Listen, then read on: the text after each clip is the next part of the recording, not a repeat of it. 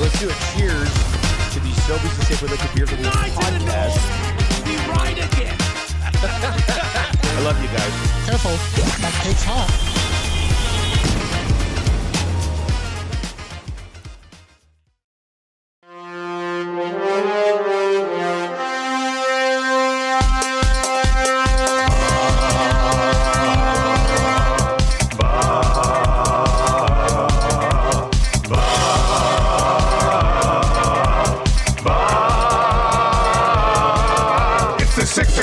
Check-in, come on, let's go. It's the AM Nasty Big Hello. It's not static, AM radio. It's the Play Alpha Nielson Show. Let's go.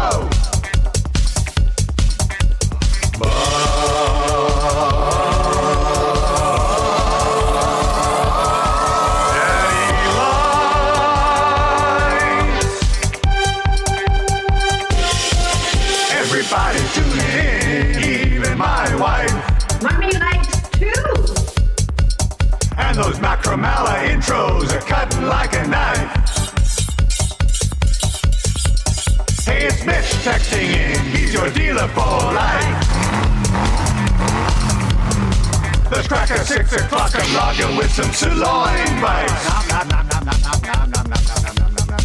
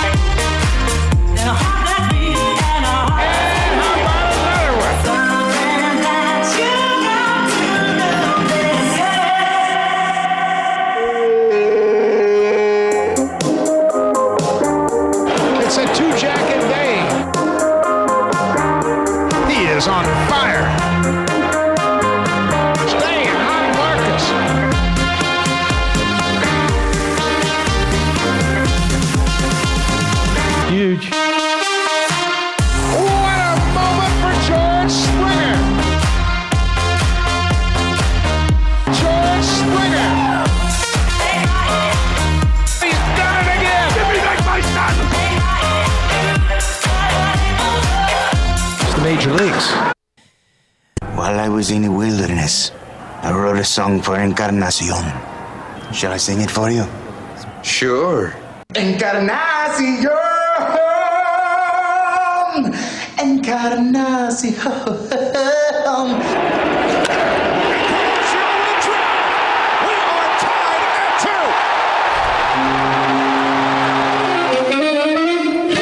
Give me like my son!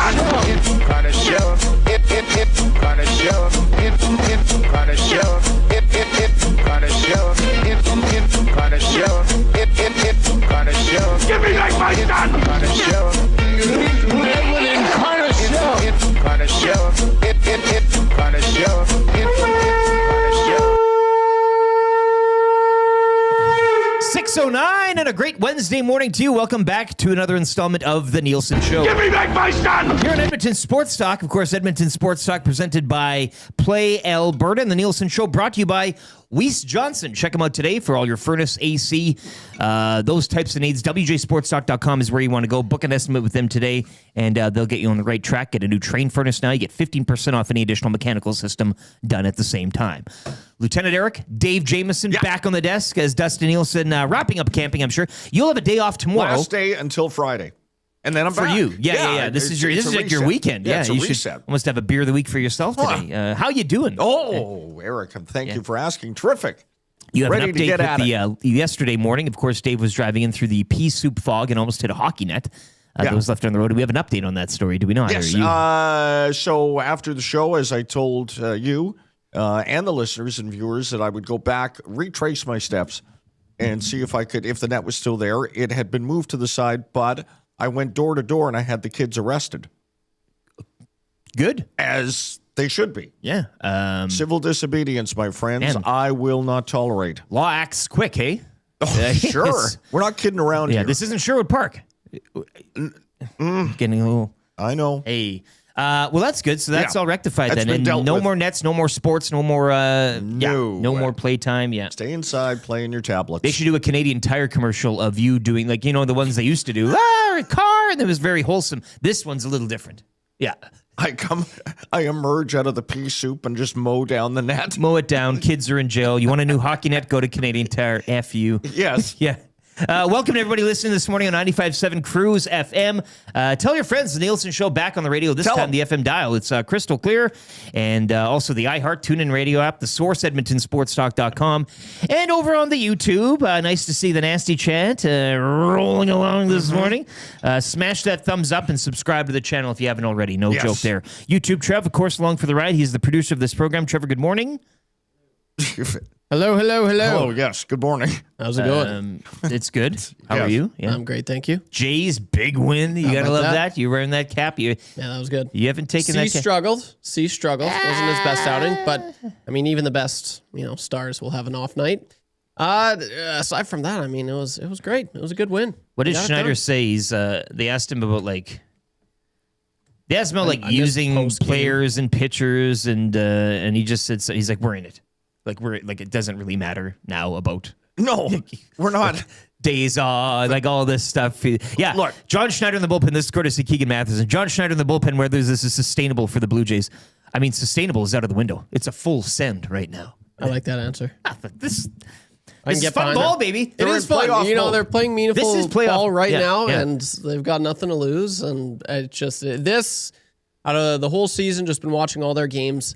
I don't know, like there feels to be a little bit something, maybe little magic. And here's hoping they can keep the momentum going. I say that, and watch, they're going to get absolutely shut out tonight. And as nice as this is for fans like YouTube and for the players, don't you feel really warm inside for Rogers and just what this does for Well, the I think bottom you put line? that at the top. I mean, you got to admit, hey, At the top, everybody else. I mean, the nation and all that. the corporate it's fine. oligarchs. But big win for Big win for They Rogers. needed this one. Yeah. Yes. Now they don't need to close down anymore. No, for the radio time stations. being. No, Yeah. they're good. Your Toronto Blue Jays 6-4 in their last 10. They're 2.5 back of a wild card spot this morning as things stand. The Mariners continue to slide down the American League. Losers of 5 straight, Dave, and 3-7 in their last 10. Their social media. Yep, if that you want to tracks. laugh, you go to look on a Mariners account after a loss. And where God they bless the socials team. Hey, like they're out there, young pour people. one out for Edmund. Right, and they're we better get this out. And You so have they to. post, right, some shot that is somewhat complimentary to the team, and they phrase it in a way that is like, yes, we lost. Well, they but, usually just go game 2 tomorrow and then the time. and then they tell you what that's the it. promo is. Gates at 1. I don't mind social media kind of going dark, though, if you are in a tumble. Like, you've lost 5 straight, just don't bother. Just do what the A's did and just shut it down. And just not, we'll take incoming email, but nothing the else. account is there. It's just dormant. dormant. Yeah. Yeah. That's fine. What You do can you get DM them. The DMs are open. What do you get, the 404 thing that pops up? Put that as your banner.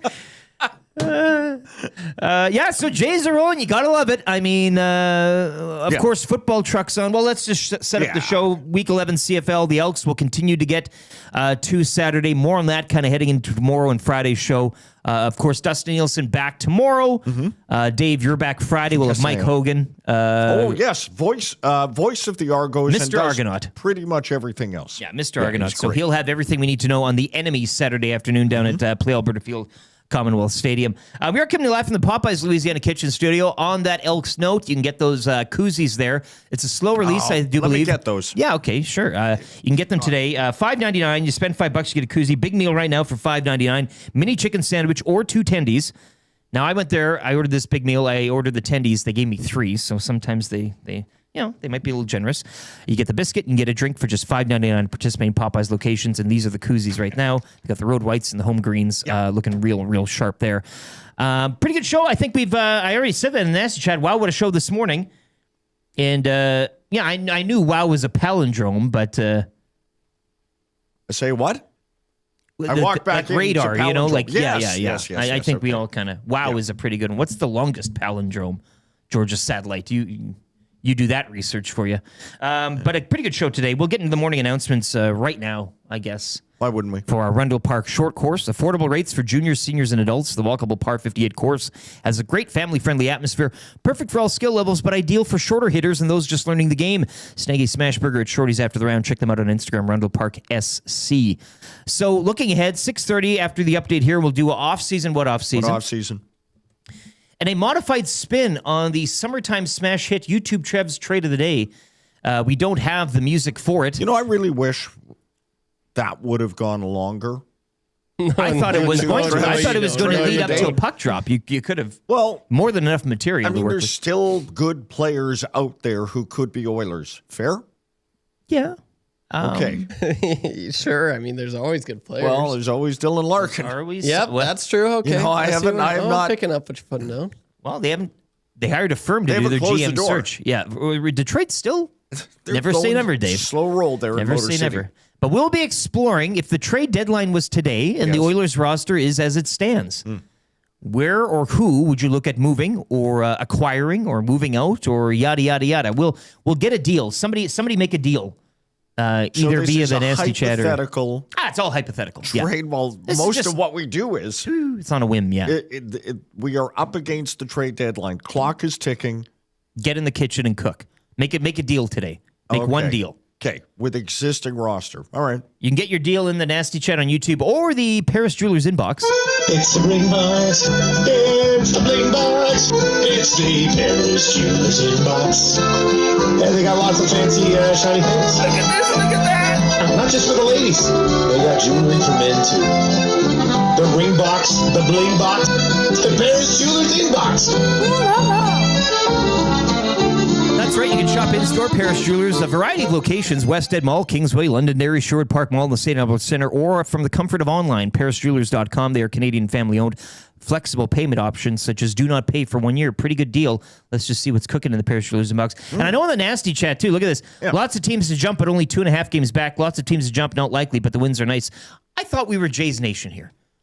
Lots of let's just take a quick Are look you here. telling me that we're only Jays Nation when they're in the World Series? Well, that sounds like it to me, Dave. Now, I got you. the Detroit Tigers are humming. They're 8-2 in their last 10. They're a half game back of a wild card spot. They Take won that, 3 in a row. Tarek Skubal. The Minnesota Twins, they're a game and a half back. So the Jays are a game behind Minnesota. They're 3-7 in their last 10. The Cleveland Guardians 2-8 in their last 10. And the Baltimore Orioles 4-6 in their last 10. So the trends as they stand, and the Rangers are 5-5. They're occupying a wild card spot. Okay. There's some ball to play here. Now, the Jays have this difficult hump we talked about, but they've been looking good so far. We shall see. Never say never. 2.5. Don't worry about the other, just you do win your worry games. about your business. But if you look at the rest of that wild card chase, they're not so hot right now, the teams they are chasing. So they're lukewarm. something else to look at as well. Paris Jewelers inbox, you can get at us, 780-218-9999. Get your hypothetical Oilers deal in. Colin the Amishman knows the game. Shea Weber for Linus Omark in a second. Yes, that I do. You that love in a that, minute. eh? You little Shea Weber, eh? Taking you back, eh? What do we have to do to get Shea Weber, Dave? Yeah. Okay, I don't know. Bones says Treb's PTO of the day. Potential trade of the day. For sure that's what Well, it's going yeah, for there. okay, that could be it. Yeah. Is there any players out there that you'd like to bring in on a PTO? I mean, maybe we can Oh, I see. A professional tryout. Yeah. Yes, Evander, yes, that's what Evander it stands Kane for. come I back. was thinking, You want to Evander Kane? Potential Hello. trade of the day. Well, either or. No, I don't want. I wouldn't. As far as offers, You're done with Kaner? yes. Okay. I don't know what I like the one player that's still out there. I'm very surprised by this, but with the team that does sign him, Yes. it's going to be like a 1 year show me deal. Patrick Laine. I'm surprised that he's still a free agent. Like I know Yeah. he's been riddled with injuries. Yeah. He's dealt with some mental health stuff, but When he's on, If you could chisel out Power what he once play was, specialist, Yeah. right? yeah. Power play. But he's carved out by circumstance and his talents. I think Line on a Babcock coach team is a perfect fit. Okay. When you Yeah, put it- that would work when well. you put it that way, never mind. Wouldn't that be a dream scenario? Babcock unlocks Line, My feelings hurt. Babs. but he gets What some, feelings? Well, he gets some tough. Like Oh, yeah. by the end of the story, it's a reclamation project and it works. Yeah. Liney's like a Wolverine. Patrick And says, it's done. I needed. I've I've been searching out for a man like Mike Babcock to mold me and shape me into the player and the man that I am today. And then I don't know. Crazier things have happened Yeah. Jays make the playoffs. Patrick Line as an Oiler. excels as an Oiler. That'd be cool. Okay, so he's getting the power play time. Who are you taking it away from? Okay. Nuge. Okay. Save There it- you go again. save eh? it for I don't know off-season. you've What got off-season, against boys? Nuge, but I've No, picked up on a vibe he with you. provides not nearly as much as he once did on the power play. Well, who does in life? Well, he used to be like Yes. but I don't see it. He didn't really move the needle on the power play last year like he had in previous years, in my opinion. And Line, that's his spot right there anyway. So that'd be So- a one-time option. Lining on a PTO, Nuge doesn't make it out of camp. No, he doesn't He make it starts on. the year in Bakersfield. What? Why? Well, they said it's going to be different. And we'll give you different. Buckle up. Yeah. Cal in the park texts in, poking the bear this morning, LTE. Oh. Give me back my son! Loves that clip. So Yes, I I'm know. surprised it's already Wednesday and we haven't played it some more. Yeah. Cal in the park, love you, buddy. Rubella 2.0, EST legal analyst and guy who has 3 air guitar solos inducted into the Rock and Roll Hall of Fame, Eric Macramella. Great text. No Macramella again today. He is observing one of his sons in a Nationals ball. Like they're playing ball. It's a national. Oh, ho, ho. So he's been off last 2 Wednesdays. So Is he hopefully on one everything's of going those good there. traveling teams? Gotta be, hey? Yeah, the parents have the jackets. The kids have the everybody's jewelry. got the jackets. Yeah. They're chewing tobacco. the parents and the kids. And then the kids. Everybody's chewing. So he's off today. Macramell's off today. Rest of the show, off-season 1, off-season 6:30. That's good for the Italian Center. That's coming up at around 6:50. And I think we're going to look. So it does continue for the Esties Yeah. in terms of going over categories. Not always. We have been blessed, Dave, today by going over the bet of the year. Oh, I follow you. Okay. So when I look at bets of the year, and I'm on the spreadsheet right now, I'm just going to pull that up here, and we'll discuss more of this around 6:50. We'll do that's good for the Esties here because we do have information in terms Sure. of ticket sales and all that. We'll let you know all about that. But Will the Esties be like a concert that I would have gone to in the late 70s, early 80s where they release seats behind the stage? Like right day of the show? you know, where you... not going to encourage people to wait, but maybe there is a deal. We can cut you a deal like later on, like you guys outside. I want a lot of scalping for the event. Yeah. Like old school scalping. Yeah, not the internet type of No, scalping. not that stuff. We've got like the Dusty bets Tom and Hernan that Kapanen stays on Leon's line for a week. Popeyes was online. That was the Popeyes bet. There's a lot of screw it, let's do it bets in here. Reed sees the day. He had Utah. Like all these bets that happen over the course of the year. God, how do people remember these? Huss wins slots, buys tickets, and flight to SummerSlam. That might be but we're going to populate this the only way With we know how the on the way Nielson we Show do here. it. So if you have any bets that maybe aren't traditional bets that we've done, courtesy Play Alberta on this show, I don't know where we would take this. But you know the name of the game. We're trying to populate this with not so serious suggestions for the category. So then Matthew Iwanek has to read them during the Hangout 9 to 11. Right. Which he did yesterday. Yeah. And he hits them cold. So he doesn't, he can't has no fact idea. check. Prism Armageddon? He has no idea because he doesn't listen to the show. No. So he might think that's legit. So we're going to try to put things in here that aren't necessarily legit bets. But if you have any ideas what we can populate for the bet of the year category, 780-218-9999. Are we going to get to the Chicago White Sox promotion at some point in the day today? Because we got it. We will maybe free advice in terms of how you want to... Promos. Promos. Yeah. We'd like to see. Yeah. Given that the White Sox have just established Mr. Hogle, are you listening? I know the Riverhawks do good work, but maybe you'd like to turn your eye to the shy White Sox. Yes. That's good. 6:50. Our NFL previews continue today. We're going hard today as well, like yesterday. Kole Noble, he covers the Bears. He'll join us around 7:05. We'll talk the good, the bad, the in between with Caleb Williams and everything happening at Bears camp. Play Alberta early bird. We'll probably stick on the Jays. You took money line yesterday, did you not? YouTube, Trev. Yes, I did. And that was, and then I took, So I went with the parlay that I put together didn't hit. So I'm that going to put down here, That wouldn't be YouTube on. Trev bets Jays on the money line. Yeah, that was a good one. Yeah, I think just straight up. Put like in quotations, like this was awesome. Or this was YouTube huge. Trev picks wow. Blue Wow. Jays on the money line. Yeah, very memorable bet. Play Alberta early bird, that's at 7:20. Free advice, 7:30. If you need any advice, Dave Jameson's here. I'm here. He can give it to you. Yeah. That's at 7:30. We'll then tighten up, go down to Nashville, Tennessee. Terry McCormick covers the Tennessee Titans. Big year for them.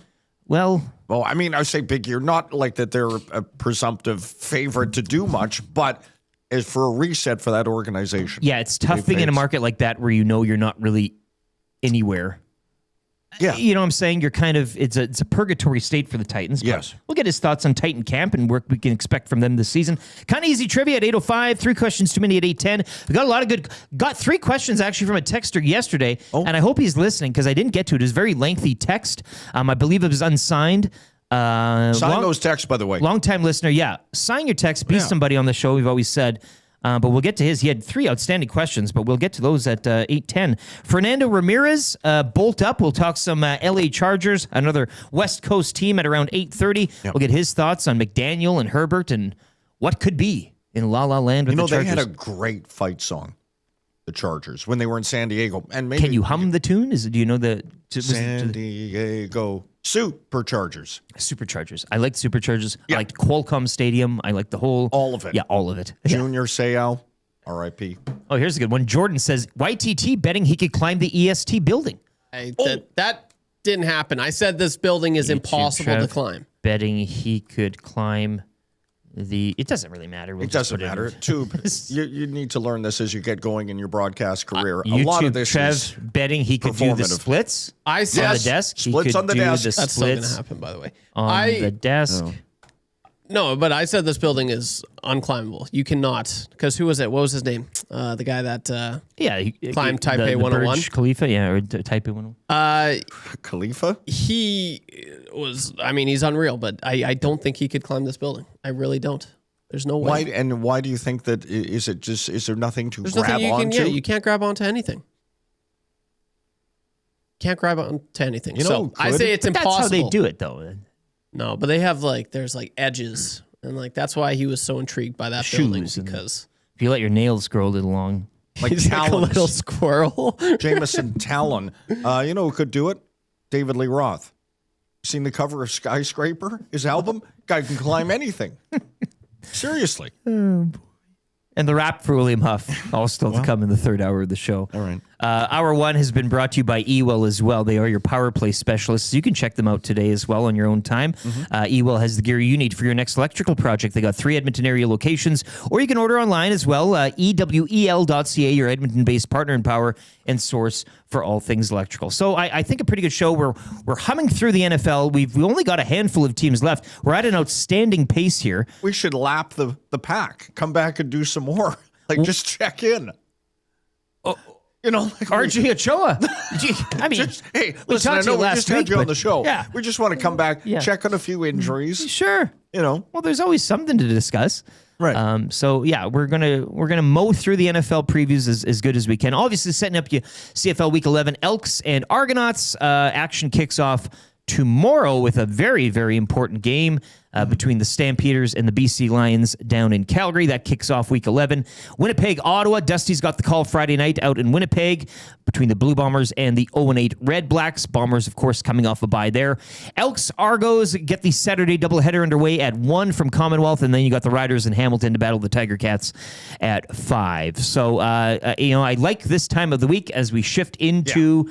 NFL preseason action gets going again tomorrow, so things start humming as we make our way. Hey, a quick tennis update as well. Of course, Kawhi Leonard spotted at the in Montreal taking photos and such. I don't know if you saw Steve Simmons' tweet. He was like, is that Kawhi Leonard taking in some tennis? He legit wants to know. He didn't know. Like and it'll show up in Steve's Sunday notes or whatever. Anyhow, it was. I watched Ben Shelton yesterday. Man, I can't see why he wouldn't win again this year. And Bensick pulled out on the women's side. Had a hip issue, and so Goff advances. Steve Simmons tweets out 11 hours ago, is that Kawhi Leonard at tennis tournament tonight? At tennis tournament tonight, watching at York U. Sure, looked like him on TV. Need someone to fact check if you're there. Wasn't that his job to kind of find out? Like Well, he's kind of the... Yeah, and you'd think he'd be plugged in. I like it at tennis tournament. It At is tennis the tournament, Canadian yeah. Open, Suburban Cowboys 74 replied, yes, it was him. So there you go. Well, I think it's all been confirmed as well on our there were some NHLers national there in Montreal. broadcasters. Yeah, they like the tennis. They like Yeah, the they like tennis. the So tennis. does and you know what? When was the Davis Cup here in Edmonton? I look across. I was there for 1260. Taking in a little tennis over at Rexall or Skyreach or whatever we were calling it then. And look who's in the box courtside. 97 shooter. He was also taking in some soccer at the World Cup. It's funny how he can be great at hockey and still like other sports. You find that amazing? I find it distressing. Okay, you think you should be focused on hockey the full time? You should be at Gary Roberts' place all summer long. Remember the Hart family? They had the dungeon there. Stu Hart had the dungeon. Gary Roberts has the dungeon. And you you should never be there. come out. No, you're in that thing and Push food under the rifling door? pucks. He's bringing new dryers and washing machines every day that you just rifle him at. Duck Dad's got. You hear about this? Coop was deleting choices off the SD spreadsheet yesterday. Yesterday he was? Duck Dad says during EST Afternoons, Zach Kubish, producer for the afternoons, said he was removing songs from the SD list. I think Iwanek had to intervene and get the songs back on. Yeah, he really beats to his own drum. He's trying for the controversy of the year, Duck Dad says. This is his chance to get a trophy. Oh, maybe. But yeah, like I would never think, I don't have that poll. I'm not going to do that. Well, That's henceforth, not I my think this right. is Zach's list. We just Yeah. call it Zach's list. That should If be he's a the read. gatekeeper. Can I just give you a tip, guys? I know some of you don't. He is very tubes he just doesn't figuring care. out particular. email. Yeah. Should that be a read-only document, and there should be one editor? It should, and if you want things added on, Yeah. it should be emailed to somebody, and then it's Right, and then through they can yeah. populate it, and off you go. Yeah. I mean, giving us free reign to do it, I'm going to take full advantage of it. But I don't think Coob then can say, well, no, I'm going to. Like, who gives him the Otherwise, say this to whole do that? practice is for naught. If Dusty could do that, I get it. Yeah, well, that's if his you, company. Reed, Maddie, I get it. Glue guy, like Zach, the youngest guy here doing that. Nope, this shouldn't be on it. I What don't next, like Brendan that. Eric going through there and deleting Yeah, things? what's it, Brendan? No offense to Brendan. But Have one of I the don't like that. nasties handle it. oh, sure. I don't like that. Well, I'm going to talk to Zach later today. okay, I you love do him to that. sit down, yeah. I mean, Yeah. where does he get off? Otherwise, there's no point in doing all of this. If we're going to waste time on the morning going through categories and populating it with what we think on the Nielsen Show and everybody listening and watching thinks should be on there, only for Zach to come in the afternoon and, highlight it all and press backspace, well, there's really no point. Let's get to a Isn't sports that update. election interference?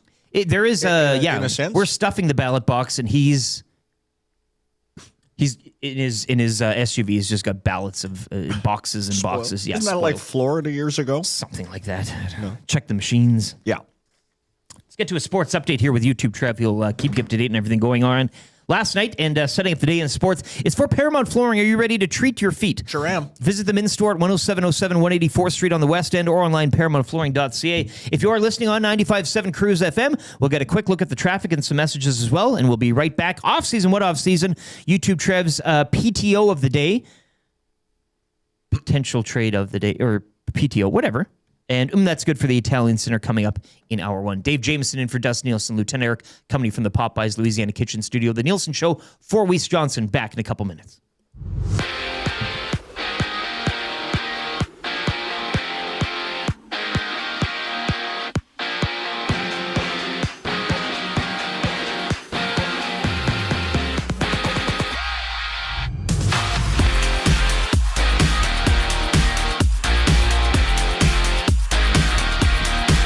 To Rogers Center, where the Toronto Blue Jays kept their wild card pursuit alive last night, grinding out a gritty 5-3 win over the Boston Red Sox. Bateman leveled the score twice with a pair of clutch RBI hits before Ernie Clement drove home George Springer in the sixth to put Toronto ahead for good. Miles Straw, he added some late insurance in the 8th to seal back-to-back wins for the club. The Jays look to make it 3 in a row as this 4-game set continues tonight in Toronto with Jose Soriano on the bump as part of a busy 15-game MLB slate. Some Blue Jays injury news. Trey Yesavage, he underwent surgery to repair a torn meniscus in his left knee. Yesavage is listed as week to week and still could return later in the season. And pitcher Jamison Tyone, he's been placed on the 15-day IL with right forearm tendonitis. Elsewhere from last night, the Yankees down the Mariners 4-1. The Rays dismantle the Athletics 12-4, and the Dodgers get past the Royals 5-4. Down to the gridiron, where the Minnesota Vikings have made a major decision under center, officially naming Kyler Murray as their starting QB for the 2026 season. NFL preseason action continues tomorrow with 6 games on the slate. Turning over to the hardcourt action at the National Bank Open, where quarterfinal play officially wrapped up yesterday across both the men's and women's draws, setting the stage for a massive slate of semifinal matches today. Sports Update is brought to you by Paramount Flooring. Are you ready to treat your feet? Visit them in-store at 10707 184th Street on the West End or online at paramountflooring.ca.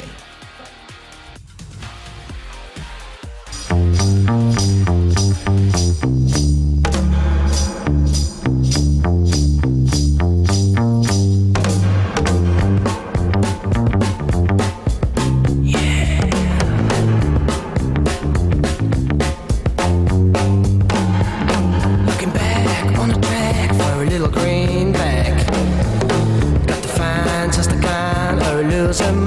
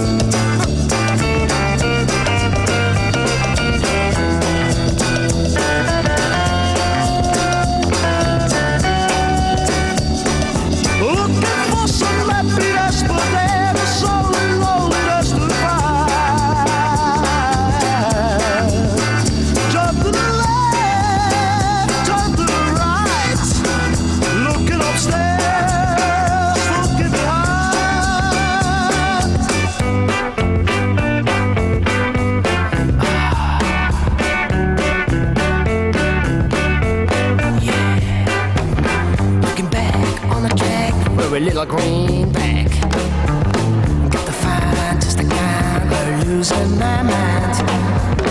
Out of sight in the night, out of sight in the day. Looking back on the track, gonna do it my way. Looking back on the track for a little greenback. Got the fine, just the kind of losing my mind. Looking for some happiness, but there is so little. 6:38. Welcome back to the Nielson Show. You're rocking here with Mr. Pink, Mr. Blue, Mr. Brown, Mr. White, Yes. and all the rest of the misters. Lieutenant Eric Dave Jameson in for Dustin Nielsen. He'll be back tomorrow on the show. YouTube Trev here as well. You heard on the Sports Update. Welcome back to everybody listening on 95.7 Cruise FM, as well as our streaming platforms, iHeart, TuneIn, EdmontonSportsTalk.com, and of course, watching on YouTube. Smash that thumbs up. Give us a like as well this morning, and subscribe to the channel if you haven't already. Coming up, that's good for the Italian Center. But right now, we're going to get into off-season. What off-season? What off-season? It's for GCL Diesel. Providers of the best diesel engine components around, from turbochargers to injectors, fuel pumps to sensors. They are the critical engine component experts, proud to serve Edmonton, Northern Alberta area for over 50 years. Now, I did say for off-season, what off-season today, that we would explore maybe a modified YouTube Trev trade of the day, in such that looking at the roster as it is, if No, look, things will happen and everything. The Oilers will have some walking around money, as we know. But if you could make a deal today, I guess, and this is all hypothetical, assuming the other team, whichever read the disclaimer. Yeah, This whichever is an team you deal with exercise. would sign off on it. Now it's got to be somewhat realistic. Yes. Or as Bones said, YouTube Trev's PTO of the day, and looking at potential PTO candidates. Love it. Trev did bring up Patrick Laine. You've got a Michael. May I interest you in a slightly well done Michael Bunting, perhaps a Vladimir Tarasenko, and Eli Tolvanen, perhaps. Trev, are there any PTO candidates out there that you've sat alone at night in your bed and kept you up and said, you know what if I could dream?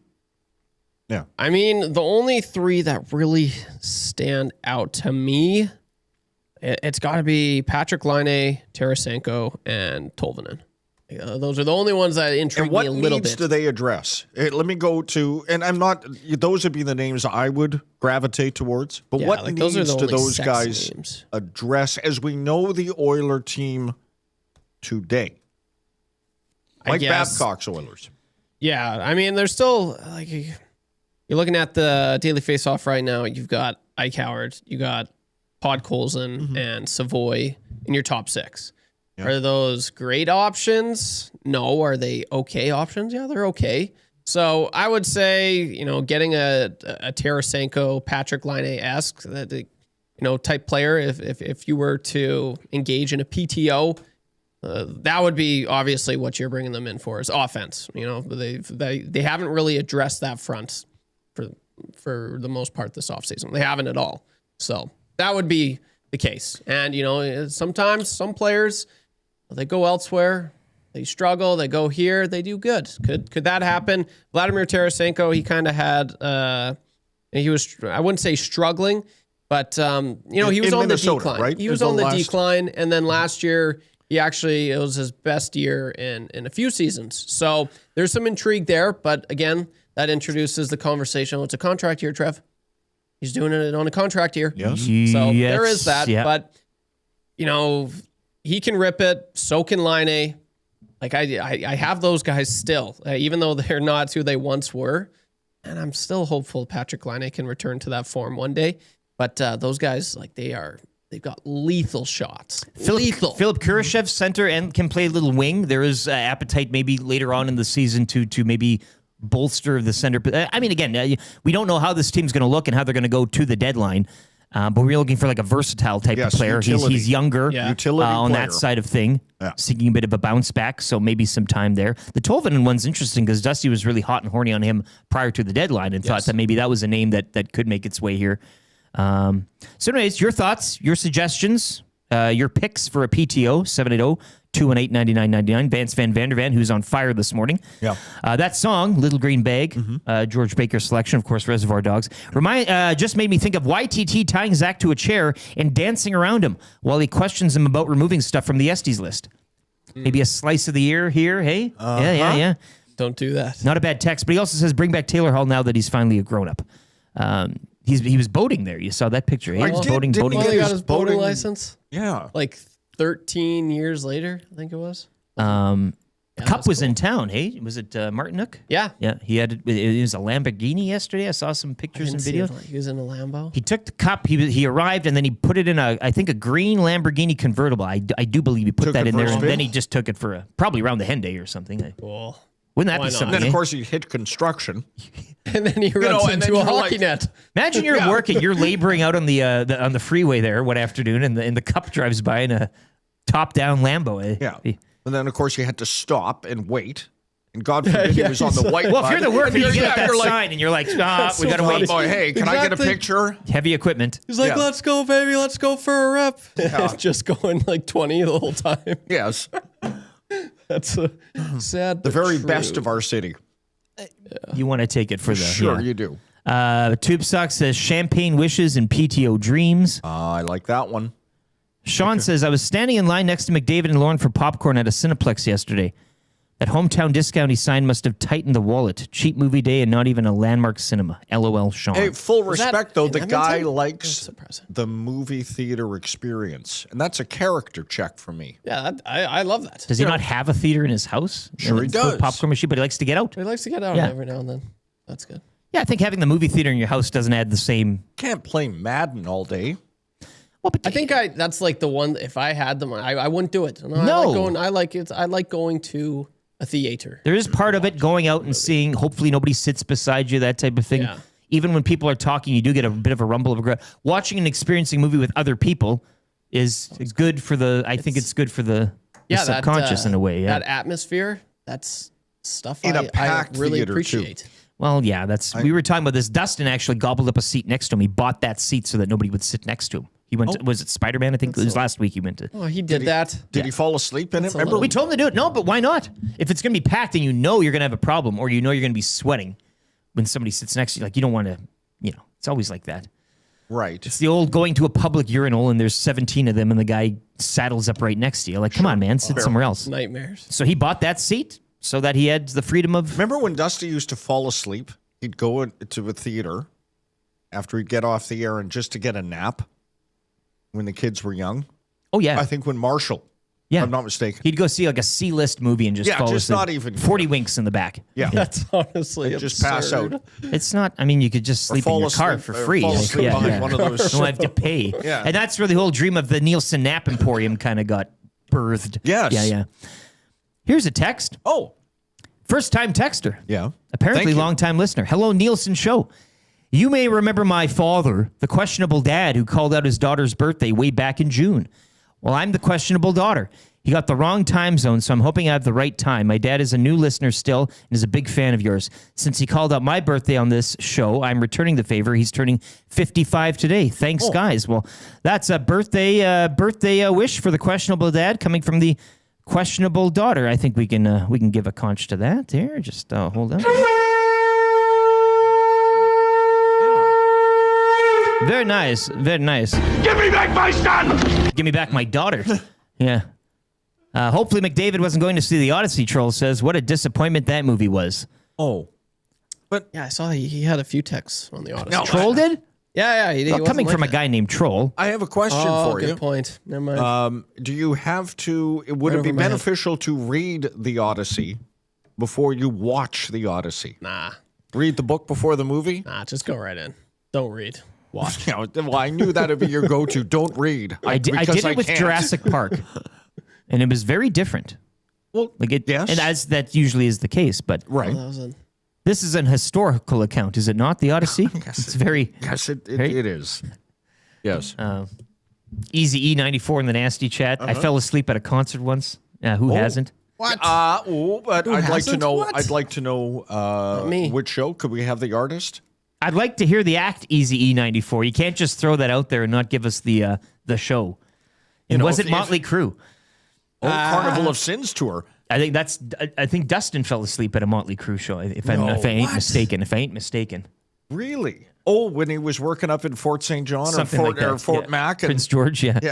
Yeah. Troll says, not trolling. That movie disappointed me. Okay, I've heard Okay. that from some people. I still want to go see it. I know it's a bit of a longer epic, and the That's sound is Christopher very... Nolan, right? Yeah. I'm kind of worried because it has been like Troll. That's the first time I've heard someone say that disappointed them. And I'm not trolled. You can have your opinions. We're not trashing you here. I'm just... I really struggle with movies like these when people say, "Oh, it's the best movie ever. Go Yeah, watch it's it. It's the tough. best." Because then I go in thinking it's going to be gonna be life the best. changing, and then I'm like, "Ugh." So I have a hard time. it's like you and your weekends. Yeah, for Yeah. movies like these, I wish I just saw that it like day one. You know, not like Before everybody else had their... because now That's the I know problem. I'm going to be disappointed. Vance Van Vandervan says, take LSD before the movie and go on an odyssey of the mind, if you will. That might be too much. Oh, never too much. Jeremy says, I fell asleep for 10 minutes during the Odyssey. Thankfully, the boy was on it. Hat whap from a 13-year-old. So his son gave him a little- slap. Daddy. Well, maybe that is a movie, though, with the length of it that you could No maybe way. catch a little nap. Was it the Irishman? It was Motley Crue. Easy. No way. That's So is that you, or am I confusing stories here? I swear Dusty also fell asleep at a Crue show. if you're sitting up in the... I mean, if you pass out or catch a little, shut-eye when Dr. Feelgood is on, I mean, how do you not get up and out of your I think I fell asleep a couple of times producing that Nikki Sixx show. It's a very riveting program. Yes, it was. Yeah, you'll never guess. Traffic on the I-5. Cal in the park chimes in. Give me back my son! Harris Jewelers inbox. Let me get this straight. Trev has a problem when somebody says it was the best ever. You walked into that one, Chad. Yeah, that's a good point. I get it right here. Yeah. Okay, well, that's... Took that pitch right off the upper thigh. We're all over the shop here. That was off-season. What off-season? What off-season? The PTO discussion apparently putting us all to sleep. I still go Scotty Upshall. Whenever I hear PTO, and I asked you this off air, there was an Oiler, maybe Tube knows this. Was it for Tannen? No, who lit it up? It's probably a half dozen years ago. PTO? So this on a PTO came into camp, and then he went to sign And we called him Flames. Camaro. Oh, Chris Versteeg. No. He was. Brandon Perlini. Lamborghini Perlini. That's the one. Brandon. Well, Perlini. there's a few of these. But yes. But the one Versteeg was the guy. Didn't he come here? Yeah, and he have a looked great. camp, And it was you funny went, because hello. Yeah, it was like right after, I forget, it was a game or practice, and one of the media members was asking McDavid about Versteeg. They're like, oh, it's great to have him. Like, this is awesome. I'm really looking forward to get to know him as a player. Sure. Obviously, And he's as won. a person. And literally, like 20 minutes later, he signed with the Flames for a season. Which was kind of crazy. It's Thank you. funny season, but Perlini, we were this close to having a goal song for him. I mean, it was real. We had him on the show. He was a great interview. It was in development. Yeah, that well, goal it was- song. yeah. And he Never could got off the rip floor. it. He could rip it. He didn't get a fair share. Dex says Fabry in terms of names for PTOs. Meat says, I fell asleep in my seat at a NASCAR race in Arizona. Now, he wasn't driving. He says, combination of deep fried turkey leg and 2 hours of sleep on a golf trip. Well, I get that. Okay.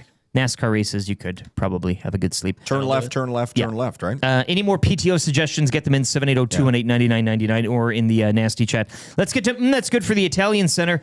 Italian Center shop, West End, that's the one I go to, but you can check out any of the shops around Edmonton and area. You can check out their heat and serve meals. You can just get a tray of meatballs if you want. Hit the deli, hit the produce department, hit that bakery for crying out loud. Have a coffee. Grab a little coffee, sit in the cafe. You've had a lot of meetings in that. Sure, I have over there. Yeah. Oh, yeah. So check out the Italian Center today. They gifted us with some great pizza pies last week. They got a new feature on right now, which is very delicious. I think it was a hot capicola. You got one little slice of jalapeno on there, a drizzle of some sort of sauce, some red onion. It was a white pie, white sauce. Like it was. I've come back to the red onion. I had to Well, step if away used for a properly, bit. if used properly. If used properly. And they don't load up the ingredients, are nicely prepared, and just there's a lot of thought with that on each and every slice. So Sure. check out the Italian Center today. Okay, let's get to prepping this Esty category, to which Zach will delete later today. Okay. Now, the Esties are presented by Mr. Mike's. We did get some news in terms of tickets and all of that great stuff. But Wednesdays just got saucier at Mr. Mike's. Wing Wednesday, every Wednesday, 4 till close. That is today. You can get 10 wings for just $10, or go big with the Wings and Frings platter, $19.98. Dine in only. Mr. Mike's, eat locally, enjoy casually. Let's just see where this... I'm just going to pull up this information here. Now, we are talking about bets. That's the category we're talking today, bets. Right. And you'll probably go to Play Alberta, early bird bet of the day, screw it, let's do it, parlay, all those good things that we do here on Edmonton Sports Talk throughout the day, 6 to 6, live local sports talk here. But where is that? Here, Estes tickets. So if you missed it yesterday, tickets will go on sale Monday, August 17th, 9 a.m., so that is this coming Monday. We'll have a link on our website, edmontonsportstalk.com. It's very easy. You can go buy the tickets. And Varscona Theater is where we'll be doing it this year, not at the Garneau Metro. Varscona will have the post-game show, I guess is what you call it, post-party. Is what they do at the award shows. That'll be at Hudson's White. So if you've been, you know what it's all about. If you haven't, it's a night out to dress up a little fancy and, bring your loved one or friend, whatever you want to choose. Is there a red carpet or a nasty carpet? There will be a red carpet. You can. We always have a professional photog there doing pictures. Okay. It's a very high-end event. But this Monday, it's 9 a.m. You can get your tickets at edmontonsportstalk.com. Today, we are tasked with populating the bet category. So I'm just gonna. It takes me back to the top, and I got to scroll down every time here. Yeah. But going over some of these bets, and again, seriously, I guess there's a lot of good bets. I don't remember a lot of these, but some of them do stand out. Recency bias. I mean, Hustler, Winnipeg Sports Talk. Did Indeed. you see this? No, I before did not. SummerSlam. So he goes to order a pizza Yes. at a BP's. He's waiting for his pizza. He throws something into the machines there, and he wins I think it was like $2,000. Oh my. So then he goes, well, I'm getting tickets. His friend Mr. Ritz Kraka is already down there. He buys tickets, the flight. He's off to Kraka? SummerSlam. Yeah. He's a Winnipeg foodie connoisseur, yes. social media guy. Of course. So he goes down to SummerSlam. So I know I guess it's a bet. I mean, he was playing the machine. He had to bet there on the slot. Well, he bet on himself. He had a big one. He bet on himself, and that's where we're kind of going with this. I have included 4 more bets on the bet of the year category for the Esties. Now you can play along as well. 780-218-9999 or in the nasty chat. Get your bets in, memorable bets that maybe we haven't gone over yet.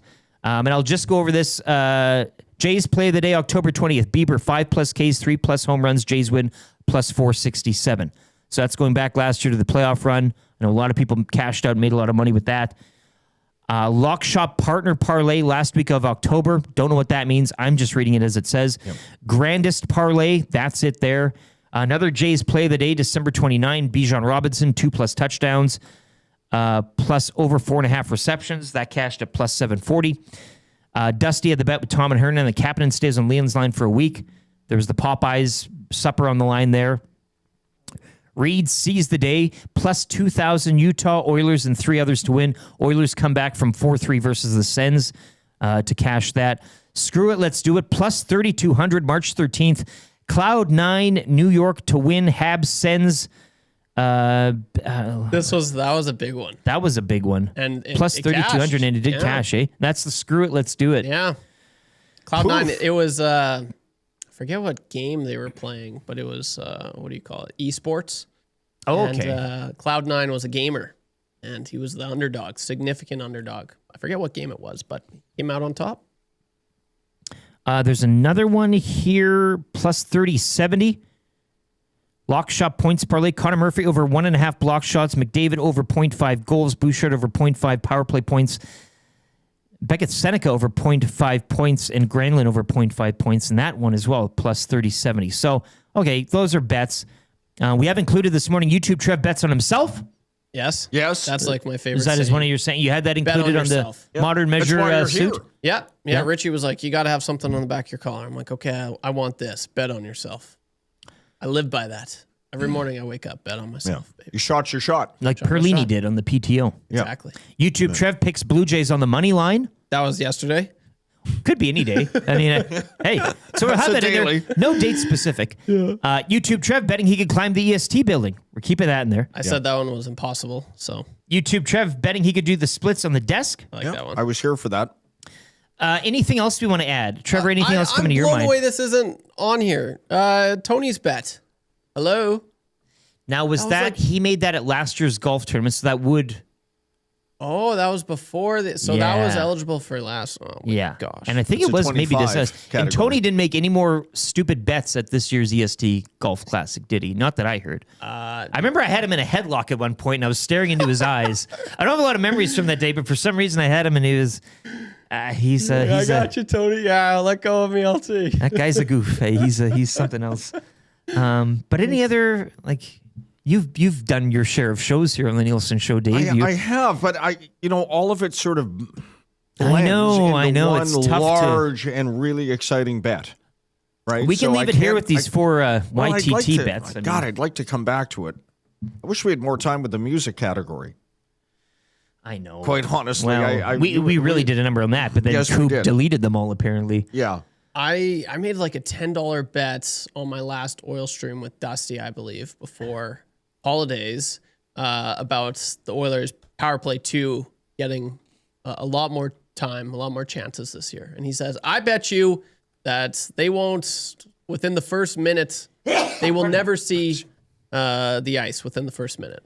So why YouTube Trev bets And Dustin? I said, no, I think PP2 could be on for the first minute. So you bet PP2 gets first opportunity on Yes. ice. I'm just going to put that. That's better. I like way the better Dusty way. defaults to the way the Oilers have always done things, which is just put McDavid and Draisaitl out Yeah, there he's and like they're- Bouchard and call it a day. He's like, they're never going to change it. Like, Babcock might change it. Here's one from Chris S. Northside Sandwich hit a WNBA parlay last night on the EST special on Play Alberta Bet of the Year. We'll put that in. Yes. Yeah. There you go. So it's things like this. We're all over. We can do whatever we want here. This is what we've been tasked to do, and we will do it. We will populate these categories with whatever. Kirk Hit, I've put that in there. Spruce Grove Quarry, very nice. Kirk Hit. That could be a daily. Somebody said, Big G, did you put 20 in and you won 2,500? What? Who did that? Big G, explain yourself. Was that you? Yeah. Okay, well, I'm going to put one in. Last year, Sully's Sports Bar and Lounge, Central Casino, Fort Road. After the Esties in the fall, and I'm doing the NFL Monday and Thursday nighters. You can join me this season again every Monday and Thursday night. Of course, Sully's Sports Bar and Lounge, part of Central Casino, Fort Road. I would wander into the gaming room myself Oh, okay, Daddy. and wrestle with the one-armed bandit. Just have a little taste. And I swear I won. I'm just going to put this in here. LTE puts in 50, wins 200, something like that. Because I think I did something like that at Sully's Sports Bar and Lounge, Century Casino, Fort Road. Did you get the audio from Maddie reading the... Haven't yet. Okay. Oh, I'll try. We could do it this for hour Sound of the Day. And yeah, get it for. That's what I was thinking. Yeah, that would be a good. Because I sound don't of mind the day. Maddie reading these. I'm completely drawing a blank when it was yesterday. That's why. Is it near the end of the show? I have not a clue. Okay, well then don't task yourself here. It's fine. If we don't get it, that's fine. But anyways, we will throughout the shows today hang out 9 to 11, lock shop 11 to noon with Iwanic. You got the oil stream today. Are you again on the oil? Yeah, oil stream with Benny. Good old Benny. Trevi and Benny on the oil stream today, noon to 1. EST afternoons with Gager and Salas and the Reed Wilkins show 3 to 6. So they'll all be going over this betting category. I think we've done a good enough job populating it here with a handful of YouTube Trev bets, a Kirk Hit, Northside Sandwich hitting a WNBA parlay last night, and me putting 50 in to win a cool 200 at Sully's Sports Bar and Lounge. We can rest we there. feel comfortable with that. Yeah. Zach's going to delete them all anyway. You hand over the file to the next show. Yeah, this is it. And now they go. We've done our part. So Yes. away with you. I'll close that down there and we'll send it off. Look Notice good. how many hours Tube is putting in here. That's not work-life balance. Well, Hard work pays off. Just Yeah. grind it. I got to bet on myself. Yes, you from do. 9 to noon, there's a bit of a split there. Yeah. Yeah. That's good for the Italian Center. Check them out today. Deli counter, bakery, produce, the heat and serve meals, and of course the world famous mild or hot panino sandwiches. Coming up, we'll get into our NFL previews. Those continue. We'll head down to Chi-Town, Chicago, and the Bears. We'll talk with Kole Noble. He covers the Bears down in Chicago. We'll get his thoughts on camp thus far and what to expect from the Bears this season. Hour one of the show has been brought to you by Ewell, your power play specialists. They have the gear you need for your next electrical project with 3 Edmonton area locations, or you can order online anytime at ewel.ca, your Edmonton-based partner in power and source for all things electrical. If you are listening on 95.7 Cruise FM, we'll get a quick sports update with YouTube Trev. That is brought to you by Chelsea LaBelle at Expedia Cruises. Join us, Dustin and myself, at Barcelomea Colonial, Mexico, February 24th to March 3rd. We had a hell of a time down there last spring, and we're doing it again. You can email CLaBelle at ExpediaCruises.com for more info on the trip, or you can give her a call or text at 780-970-4834 for more information. Kole Noble on the way to talk Bears. We'll talk Titans as well in hour number 2. It's the Nielson Show brought to you by Weiss Johnson. Check them out today at WJSportsTalk.com. Book an estimate with them. Dave Jameson in for Dust Nielsen. Lieutenant Eric coming in from the Popeyes Louisiana Kitchen Studio. Here's Trev with the update.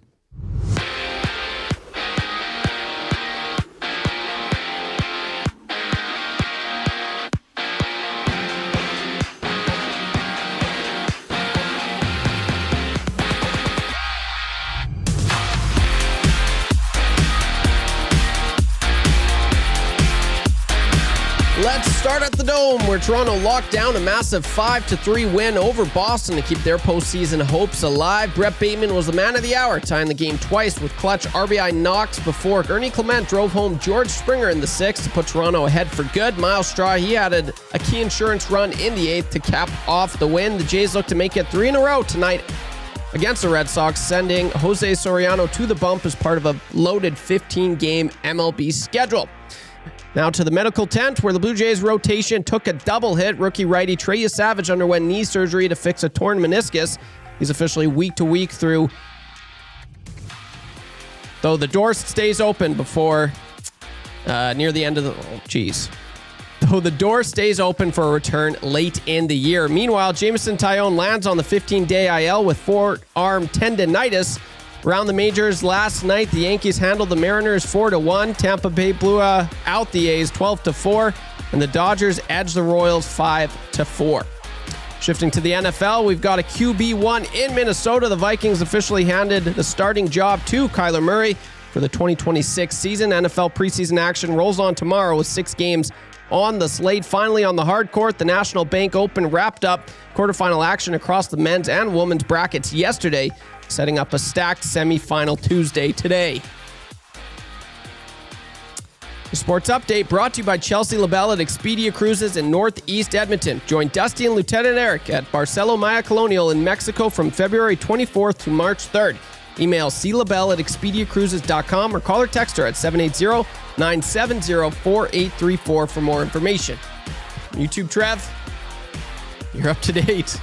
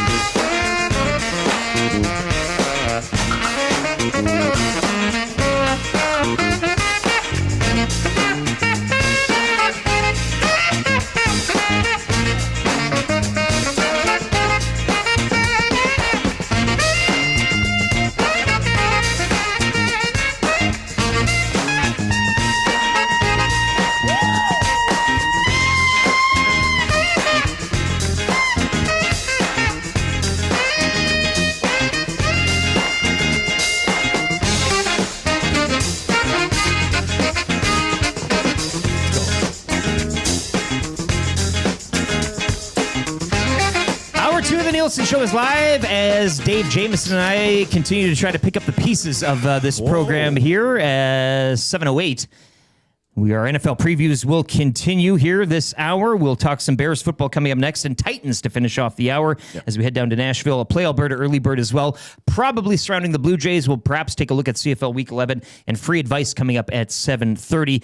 Portions of this hour brought to you by Rick Mallett at Hammer Injury Law. He has once again been recognized by Best Lawyers for 2026, continuing a distinction he has received every year since the founding of Hammer Injury Law. Serious injuries need the hammer. Visit hammerinjurylaw.ca or call 1-855-98-HAMMER. Dave, of course, in for Dust Nielsen. He'll be back on the show tomorrow. We're coming to you live from the Popeyes Louisiana Kitchen Studio in the Nielsen Show. As always, brought to you by Weiss Johnson. Weiss Johnson, whoa. Check them out today for any of your furnace AC needs. WJSportsTalk.com is where you can book an estimate.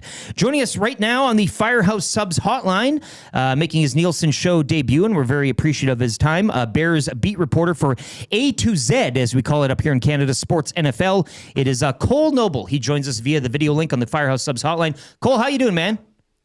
I'm good, guys. How are you? I'm glad to join. Happy to be here. Pretty good. Thank you for asking. Let's just get to it. Caleb Williams, of course, we've seen the bad, we've seen the good. How has he looked so far through camp?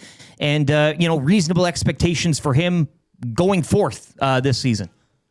Yeah, so far it's looked like one of Caleb Williams' best training camps. And that was to be expected going into his second season in Ben Johnson's offense. This is the first time in his NFL career he's had familiarity in an offense going into training camp, and you can tell it's evident out there on the field. Caleb looks like he has more command of the offense. He's throwing on rhythm, on time, hitting his players. I mean, it's training camp. He's going to have some interceptions and some missed passes, but everything they've shown so far has been great, and he's looked phenomenal out there. And they like the kind of quarterback they're expecting him to be in this Ben Johnson offense. He's not out there making Superman throws anymore in practice and doing all the things right. Yesterday was the first live practice they had, like a live scrimmage, short yardage goal line. But the main thing is they gave him a full game plan like they would on a typical game week. They gave it to all the players, the full game plan of the offensive schedule, what they're going to go through. It wasn't like they're calling in plays and they knew what they're going to call in. It's like they're calling it in live. He's having to get in the huddle and get everything wrapped up. And it looked pretty good out there yesterday. What about protection for him along that O-line? A lot of battles, something kind of new that we're going to see, and how does that kind of affect his development moving forward? Yeah, so they got the anchor at the right tackle spot locked up in Darnell Wright, who signed as the highest paid offensive lineman in guaranteed money, and then signed as the highest paid right tackle in annual money. So that was a big deal, getting him locked up for years to come on the right side because they love him as the anchor out there. New center coming in, Garrett Bradbury, the Minnesota guys probably know him well. Former Viking went over to New England last year with Drake May. So he has experience with a young quarterback, and it seems like he's already locked up that center job. And then the battle at left tackle is going to be interesting. Braxton Jones looked like he was going to be the one to win that battle, but he went down at practice last Thursday, and he's still day-to-day with that injury. So right now it's Jedrick Wills and Karan Amagaji battling for that left tackle spot. Similar to last year where left tackle is still a question mark, but they have options that they were really excited about seeing. Cole, just if we could step off the field with the Bears and talk about a potential new field for them to play in. It's kind of inconceivable for someone my age to not, think of life after Soldier Field. But Hammond, Indiana, where are they at in the talks with that community about relocating there, and will they be known as the Hammond Bears? It'll still be Chicago. I mean, there's a couple other, it's not the Santa Clara 49ers, yes, or the New Jersey Giants. So it'll still be Chicago, and they're not too far outside of the city limits, but they are looking at two options, two viable spots in Hammond that they're going to look at to see where they want to build that stadium.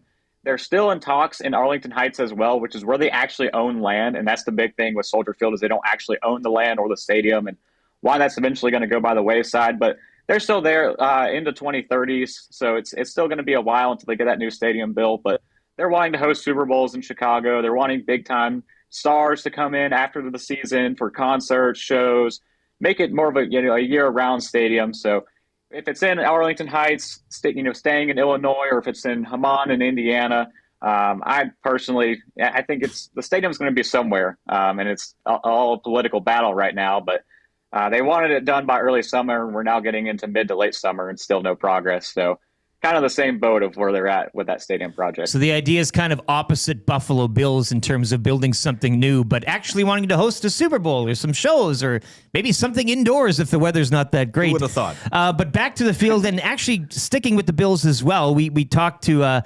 Buffalo guy here the other day, and of course DJ Moore, whom you guys know well out there. He was speaking pretty highly of him. Again, this is all camp and whatever, as Josh Allen looks for his guy. What's been the vibe in Chicago moving on from DJ Moore, and what kind of weaponry, I guess from a fantasy point of view, does Caleb Williams have to work with this season? Right. Yeah, they're leaning into the young bucks is what they're doing. Yeah. Colston Loveland at tight end. I believe he's going to be the best tight end in football within the next 2 to 3 years. Everything about him screams mismatch, and he is dominating. First-round pick, Dylan Thieneman can't guard him. $30 million linebacker, Devin Bush, that they signed because of his speed. He can't guard him. So size, speed, repertoire, everything that they're trying to throw at Colston Loveland, he's dominating every single one of them in practice. And I think that's going to carry over into the regular season. He's going to be one of the top 3 to top 5 scoring tight ends in fantasy this year. Luther Burden and Roman Dunze are kind of splitting that wide receiver 1 role right now. Luther Burden's dealing with a groin injury, but he's going to be back by week 1. More of a precaution of what they're doing right now, just sitting him out of the preseason. They're excited about Burden. That's the one that's really stepping into that DJ Moore role, and what he can do after the catch is extraordinary. A real weapon that they're just now scratching the surface of what he can become. And we know what a Dunze is. You saw it last year, the first 5 weeks of the season before he suffered that stress fracture in his foot. He was one of the top scoring players at the wide receiver position in fantasy. So I think if he's fully healthy like he seems to be right now, he has a lot of connection with Caleb Williams. Those two are really close. So those are your top 3. And Colston Loveland, Luther Burden, and Roman Dunze. And Khalif Raymond, I think, could be serviceable as well as a late flyer. Has experience with Ben Johnson, and he's building a strong connection with Caleb Williams. And he's taking over that veteran role after the departure of DJ Moore. Cole, the injury to Kobe Bryant, reading 4 to 6 months, could be longer. Fair to call that a devastating injury? Yeah, absolutely. I think Kobe Bryant, if you had to rank 3 players the Bears absolutely could not lose this year, he would be within that top 3. Up there with Caleb Williams, and I would say Darnell Wright. I think he was the biggest player of that defense because that's who they were building this new look defense around. Paid him $40 million in free agency to bring him in, replacing an all-pro player in Kevin Byard, and they expected him to be even better than Kevin Byard. It was big shoes to fill as a team captain, but they thought what he can do interchangeably, the way he can mix coverages, the way he can blitz, they thought he could do it all. And the other thing is the mentality he brought on the field. Ben Johnson was talking about it extended to all 3 levels, offense, defense, and special teams. The way he carried himself on the field and the meeting rooms, he quickly was becoming a team captain for this team. And being without him for 4 to 6 months, it's looking like a mid-December return at best for Kobe Bryant. But they did sign Xavier Woods, who has 121 starts under his belt. Former Dallas Cowboy. He spent a year in Minnesota, Carolina, went to Tennessee as well the last couple of years. He's experienced, and he's been already working with that first-team defense. So they got a stopgap in there for now, but it's such a big loss. It's hard to really overcome that kind of a loss in that secondary. Where does that leave Dennis Allen's defense as a whole, I guess, and maybe looking up front, pass rush, and all those things? I mean, were they looking to kind of build off last season, big changes? Where's that defense at today? Yeah, they're making big changes, and it wasn't on the defensive line. They thought their issues were in coverage more than pass rush, and it does supplement one or the other. I mean, if you are getting to the quarterback 5 seconds after, it's a problem with your coverage more than your pass rush, in my opinion. You need to be able to lock down guys and do that in the secondary. So that's what they thought they were going to get. Jalen Johnson coming back is a big thing that does help this defense. He missed 10 games last year as their lockdown corner. Having him back and isolating against one-on-one wide receivers against their top targets, that's going to be a big plus. Devin Bush has looked great at linebacker. That speed is going to be a real difference maker compared to what they had last year in Tremaine Edmonds. Sideline-to-sideline guy that will help on outside runs that killed the Bears defense last year. But really the big question now that Kobe Bryant is injured is the defensive line. Are they going to be able to step up or not? And, injury is a big thing for them too. Austin Booker, Deo Odengbo, Grady Jarrett, all those guys were injured last year in and out of the lineup. They're all fully healthy, and they think they can make an impact here now that they're back on the field. The Chicago Bears open their preseason schedule this Saturday, 11 o'clock against the Cleveland Browns. Just in parting here, Cole, expectations. We've talked a little Vikings football as well a couple of weeks back, and I think we discussed within that division. It's pretty stacked depending on who you talk to. Fair expectations that you would have for this Bears team coming out of that division this season. Yeah, it's going to be a really tight division, especially I think with Kyler Murray starting with Minnesota. That's going to change a lot of things for this division going forward. I think all 4 teams honestly have a shot to take home the crown. The Bears, they're not keeping the hunted mindset. They still think they're the hunters, even though they're the division champions. So that's a good mindset to have going into this season. I do realistically think the offense is going to be one of the top scoring offenses in football. I see that easily. It's just whether or not the defense can slow the bleeding a little bit to secure wins and secure opportunities for Caleb Williams to not have fourth quarter crazy comebacks that they're relying on to get all their wins like they were last year. But even still, they had one of the hardest schedules in the league last year, turned into 11 wins in a division title. So I think they at least get the double digits again this year, and they're going to be in the mix for the top spot in the NFC North. Yeah, not your daddy's Bears when you think of a traditional Chicago Bears. Well, if I've got time here, Cole, can you fact check me? I read this yesterday. Chicago has not won consecutive playoff games in consecutive seasons since 1985. Is that track? Let me pull it up, but it does sound accurate. I mean, I would say Given the timeline, and again, I know these are not your daddy's Bears, but that. Well, he's talking offense blowing them out of the water, and if the defense can keep up type of thing, and it's just kind of a.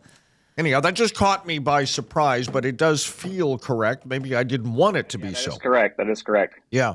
Okay. So they went back-to-back in 05 and 06, but they lost the divisional round 05. That was their first game. Back-to-back in the 90, 91, and again, lost wild card. So, yeah, you have to go back to, looks like 85, yeah. 85, yeah. They won back-to-back playoff games. My. Well, okay. Hopefully we're hoping for you. Changes this season. I know my brother's a big Bears fan, big Washington Huskies fan too. So he watched Rome as well, played in the college. So he's hoping for a big season out in Chicago. Cole, we appreciate your time, man. You hit it out of the park. You. Where can Bears fans follow your work? Just pump yourself up a bit here. Yeah, absolutely. A to Z Sports.com. You have all the NFL tabs, college football tabs. You can go to the Chicago tab to check out the Bears news, or A to Z Slaw, A_Slaw on Twitter is where you can find my content as well. Good stuff, Cole. Best of luck this season, and we'll talk soon. Absolutely. Thank you, guys. Thanks, Cole. There is Kole Noble joining us on the Firehouse Subs hotline. 15 Firehouse Subs locations across Edmonton and the greater area. Check out the one in the airport. They're serving the breakfast. It's great. Hoping for that food drop sometime soon. But as Cole mentioned, you could follow him. Bears fans out there, that's ATOZ_Slaw. That's his handle on the X. And he's beat reporter for A2Z Sports NFL Chicago. Outstanding breakdown of the Chicago Bears there and everything with Hammond. Okay, now I'm calling it Hammond. I hit that cold. Yeah, that's an Alberta accent coming out there. Yeah, you're Alberta showing, Dave. Yeah. No, it is, but it's funny that they want to. Would you sell your soul for like the Bills the way they did it? They kind of wanted to make like it's not the old Highmark, it's the new Highmark, but it's still kind of the same. Right next door. Yeah, and you've got a little bit of cover, but you're not hosting a Super Bowl. You're not.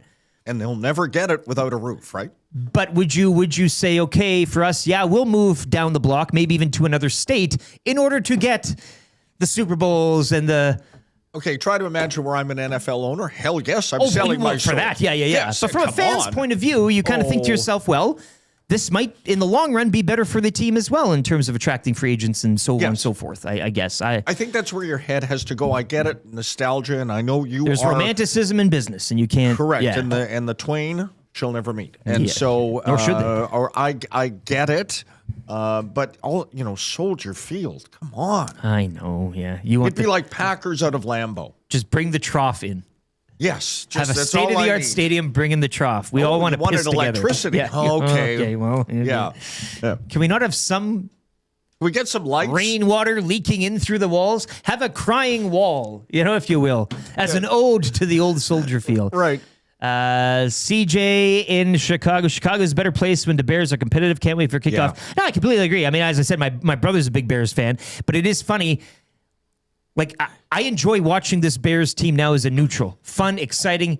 Cole talked about it. They're putting up points. I mean, it's not your monsters of the midway, 13-7, big win type of deal. Yes. Which, if you want to win football games, there's different ways of doing it, but certainly an entertaining team is always good. It's someone out there, can you give me a grid of Chicago fandom?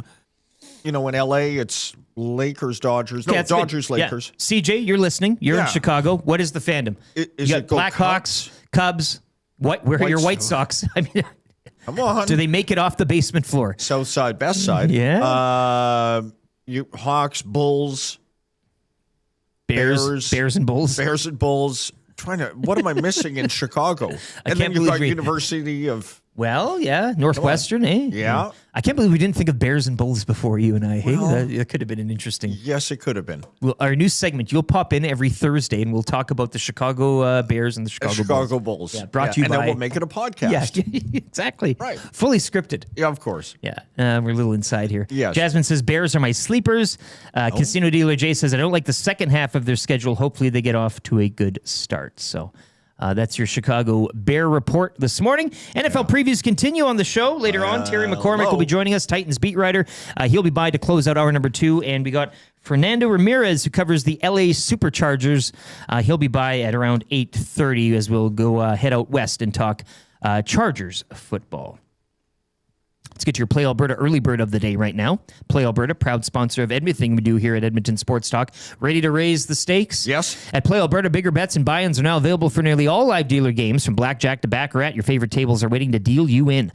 Whether you're kicking back at home or looking for some fun on the go, now's your chance to enhance your Play Alberta experience with new elevated stakes. And you can head to playalberta.ca or download the app and make it easier for yourself. Taking a look at some things. I guess, YouTube Trev, probably Jay's money line again. Yes, I would guess. Yes. Who's on the bump tonight? Absolutely. You've got who's Jose Soriano. Okay, Jose Soriano, one of the newer faces there on that Jays squad. He will be on, and he is up against Suarez for Boston. So 5:07 tonight from Toronto as the Jays look to continue their. Going. Well, is it a heater? They've won, what, 3 in a row? 2 in a row? Yeah, because they dropped that finale to the Phillies. Yeah, Is that what it is? 2 in a row. 2 big ones. So they can get on a heater tonight. 3 would be a heater. They've won 2 in a row, I guess is what we... Is even 3? Is that a heater? Well, because you're out of the 2 in a row. Yeah. You're out of the 2 in a row. I think for this team where they're at right now... Take 3 as a heater. You get 3 is a roll. a roll? A roll is not quite a heater. Because we do have on the Finishing title up a for YouTube. Yeah. Play it again. Finishing up a heater. Yeah, heater. I love that. God. This is like an anaconda taking down a pig. Give me back my son! The title of today's show is Blue Jays heating up. Yes. So maybe they're if they win tonight, tomorrow's show will be there on a heater. Lowercase heater. A lowercase heater. I yeah, like yeah. that. A warmer, Cool. if you will. Yeah. Yeah. So get on the Jays money line tonight. Right. Why not? Well, what else we've got? Hard overhead. Well, I'll take a look at the CFL lines here. We might as well hit. pop into that. Kirk hit, Jays money line. Yeah, go back to Lock it that in. chestnut. Play that hit. Current lines for CFL Week 11, which will kick off tomorrow from Calgary, the Stampeders and the BC Lions. Calgary right now, -5 on the spread. They're looking to bounce back. Vernon Adams Jr. had his worst game of the season by far in that loss in Toronto. But Nathan Rourke has settled in. Rourke is back. Yes, he is. And he's, some would argue, and again, you're coming off of injury, so you're still a little, you need to sharpen the blade a bit. But that's going to be an interesting. Both these teams really need a win tomorrow. Stamps -5. I wouldn't mind going Lions +5 on that to keep it close. Okay. Or even to take the win. They're +153 on the money line. Red Blacks in Winnipeg. Dustin Nielsen will have the call Friday night. God bless them. Blue Bombers not too good at home this season, but they are -6.5 right now. Who are they getting back? Big Zach. Does it matter though? Zach's back. Well, they weren't exactly on fire with him. I mean, but just having It's him. better than Drew Brown, you could argue, yes. -6.5 right now. You can get the Bombers if you like the Red Blacks to cover that at +6.5. Is this the week, Dave? Do we see the Gatorade bath for Mr. Dinwiddie, Coach Dinwiddie, Coach GM Dinwiddie? Yes. He'll be doing all of the jobs soon. If they keep firing coaches after every loss. Yeah, give me the defense. Yeah. He'll put on hats and harnesses and go out for a couple plays. Full Iron Man. Argonauts and Elks, that's Saturday. Game 1 of a doubleheader 1 Saturday. o'clock. 1 o'clock. Head down there. We'll be down at the tailgate. I might even be... Summer, Elks, home games. You're home, you're away, you're home and away. Sometimes it's tough to make them out. Riverhawks play like 3 straight, 6 straight at home. You can pick a game to go to. Elks, it's sometimes a little more difficult for people in it their is. summer schedule. I get that. Speaking personally, it has been for me. This is the day that I might be down at the tailgate. Weather right now looks, depending on which forecast you use, and I don't know what Josh Clausen, I'm looking right now, 23, mix of sun and cloud. Oh, that's That is fine. the Dustin Nielsen wheelhouse for football weather. But the Argonauts right now, +4. You can get the Elks -4 right there on the spread. So yeah, get down, tailgate, 1 o'clock kickoff, which means tailgate, you're looking like 11 to get geez. things going. It's going to be a great day, a long Some day. eggs. Getting Some in one eggs early. cooking up on the pavement. Some scampi eggs there on the, so that means if I'm walking down there, it's about 2.5, 3 hour walk. Oh, my. So to get down there for 11, I'm pretty much Man, waking you're up. walking like Stauffer I'm now. waking and rinsing. And yeah, what? Yeah. Yeah. You might should pass have- him on the I road. just hope to eclipse his step count for a day. Yes. You guys should have a walk-off. You just... Oh, I would kill him. Yeah, yeah. I know. Props to Stoff. Respect, right. This isn't a competition, but if we're But having he a walk, puts in the road work. I Like Apollo Creed. I still couldn't get over last year, like the streak that you had. It was like over a month of like 30,000 steps. I've really dropped off here. That's the mosquitoes. Just The mosquitoes. It hasn't been good in the mornings here. Don't put yourself in harm's way, Eric. August right now, I'm averaging 5,867 steps a day through August. We're midway August. That's terrible. Bad numbers. July, I was going good early, but I dropped off 9,148. That was my daily weather step. related? Yeah, and mosquito. Yeah. Not so much weather. The mosquitoes, morning walks should be enjoyable, walking into work. I'm whistling, I'm kicking up my feet. The mosquitoes were so at that time of day. Oppressive. It's They were just, oppressive. Yeah, it They were drove me all nuts. over you. Let's see here. June, I averaged 10,181. That's good. May was my big month, averaging 12,107 per day. And also in April, I was 10,276. So my numbers, averaging for the year, 9,203. So I have some time to get that back up over the 10, but yeah, definitely. I wouldn't mind with Stoff. We could have a walk-off for charity or something. We could see how first one to crumble. Like we could walk until we fall. Walk till you drop. Yeah. LTE versus Bob. And we just walk straight. So bad. Straight. See if we can get to the. It's a race to the Down the coast. head. Race to the coast. Jasper, Yeah. Yeah. Anyways, Elks -4, Riders and Ticats. Riders minus 7.5 on the spread going into Hamilton against Frosty the Throwman, as Dustin Nielsen likes to call him. Now, did Dusty coin him that? He or said did next it time he come- takes a Ticats game, he's going to work that into the. But I think Suter was calling him that. Is that what it and was? And then he Yeah. also, And I then think he- Suter called him Harrison Ford. Sure, At some why not? point, Well, which, you know, easy to unironically, do. like just call him Harrison Ford. Ticats plus 7.5. I don't mind taking that as well. That might be a number you want to hop on. All that great stuff. Week 11 CFL, Jays tonight, Moneyline and a Kirk hit up at playalberta.ca, or download the app and make it easy for yourself. They are the title sponsors of Edmonton Sports Talk. You need a little advice? Who doesn't? Free advice coming up next. Dave Jameson in the seat. Always good to get his advice on things. Trev, do you need any sage elder here? And I say that with great respect.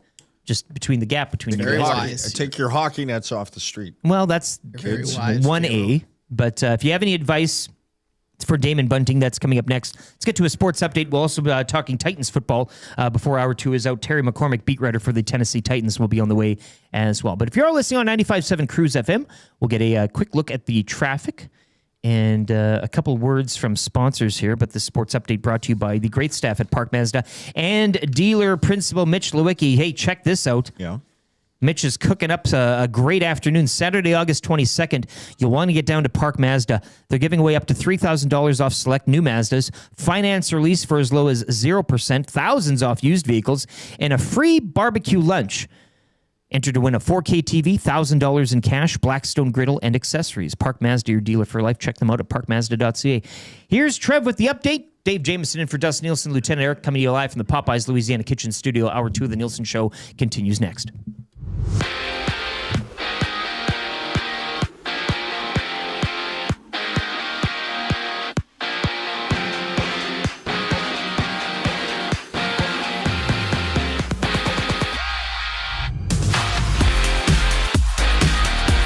Give me back my son!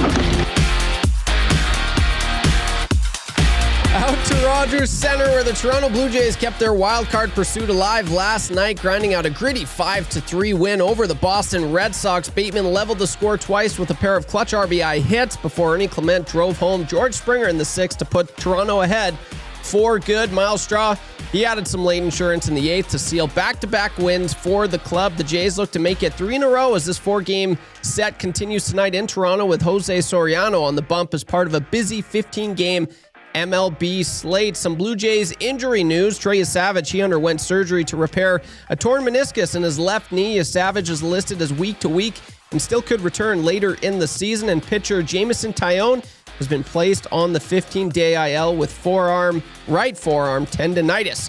Elsewhere from last night, the Yankees down the Mariners 4-1. The Rays dismantle the Athletics 12-4, and the Dodgers get past the Royals 5-4. Down to the gridiron, where the Minnesota Vikings have made a major decision under center, officially naming Kyler Murray as their starting QB for the 2026 season. NFL preseason action continues tomorrow with 6 games on the slate. Turning over to the hard court, we've got some action from yesterday at the National Bank Open, where quarterfinal play officially wrapped up yesterday across both the men's and women's draws, setting the stage for a massive slate of semifinal matches today. Sports Update is brought to you by the great staff at Park Mazda and dealer principal Mitch Lewicki, your dealer for life. Hi there. If you're like me, you like to picture yourself in luxury, even though there's absolutely no way you could afford it. And if you can, well, even better. Thankfully, I picture myself in something that is luxury, but still absolutely affordable, like the all-new Mazda CX-90 from Park Mazda. With the new luxury features like facial recognition settings and quilted detail Napa leather seating, I can pretend to be comfortable with all of my proper settings activated without even touching a button, thanks to Mitch Lewicki and the great staff at Park Mazda. I like to picture Mitch Lewicki as newborn 8-pound, 6-ounce Mitch Lewicki. You can picture grown-up Mitch, or teenage Mitch, or bearded Mitch, or whoever you want. Park Mazda, your dealer for life in Sherwood Park off Y Road, parkmazda.ca.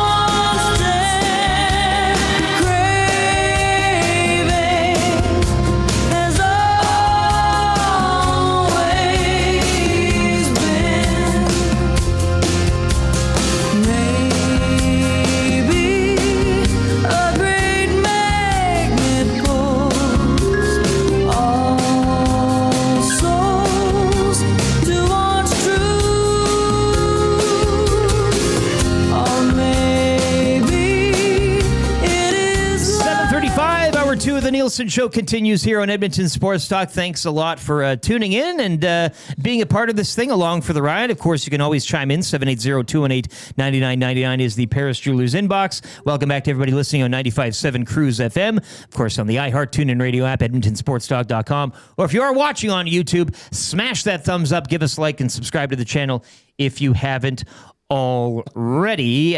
Portions of this hour as well brought to you by Game Sense. If you're looking at the CFL Week 11 slate, or you want that Jays Moneyline Kirk hit tonight, win gambling, set a budget before you play. Stay informed. Visit GameSenseAB.ca to learn how. Remember, if you gamble, use your Game Sense. All right, time for a little advice right now. Brought to you by one of the best guys in the city, Damon Bunting Real Estate. He's been a consistent top producing realtor in the greater Edmonton area for almost 2 decades. He and his team at the agency would love to help you find that right home or make the move from your current one. Check him out on DamonBunting.com or on Instagram. Runs a great Instagram handle, Damon Bunting Real Estate. Check him out there. And some of the houses he's flipping are just... I know where I'm going when I... when you decide to make a move on up to the east side? 1960 shack starts to sink into the foundation. Yeah. Let's see. Free advice, though. 780-218-9999. People, Department of Nuge Defense, me watching Bob and LTE's walk-off, knowing they've hit the U.S. border and are still going strong. And he sends in a little picture of a guy going like this. I'm all up for it. You would stop down at Coots? Yeah. That would seem to be the... And while we're waiting to get through, we have to crossing? walk in circles. Like, we have to keep it going. So we can't just stop. You can't be stationary. You have to keep marching around there. Yeah. And, of course, a lot of people bragging about their steps. Scalding Gourd. My steps dropped this month. But still over 18,000 per day this year. He's been flirting with 20,000 from January all up until, looks like July. It's dropped off in August. But Scalding Gourd, keep going. And Tube Socks. My Lanta, he's averaging 10,687 over the last 7 days and 9,190 for the year 2026. So keep it up. Can I ask a question? While you're and that all of those numbers are really impressive. Yeah. How did they land on 10,000 steps as the aspiration, the goal? Some doctor, if you Google it, and it's probably like, big medicine. They determined, this, that, and the other. I think it depends on your body type and all that. I think you don't need 10,000 steps, but it is a nice round number marker, I guess you could say, in terms of getting to 10,000. I don't know. I should start tracking, or maybe I don't need to worry about it, frankly. But I don't stop moving. So I think I've told you, I don't. Your one stop. step counts for 3. Well, I would say. But just a bit. I just don't. Yeah. This is the longest I will sit in the course of a day. You've when always I'm not been for sleeping. stand-up desks here at this while Yes, you I come. push for them, right. And if we could elevate this while you're in Not co-hosting within here. not within the budget. No, well, Yeah. someday we might get there. Any advice specifically for Dave Jamieson? Get him in 780-218-9999. Trev, do you have any advice that you'd like to either share or ask of Dave here? Now, I know, you had the incident with the hockey net earlier this week that has been kind of Yes, so it's advice been an if you annoyance. do have young children or whatever playing hockey, or even if you yourself are playing hockey with the neighbors, kindly remove the nets and the equipment from the streets so people can, get to their morning commute.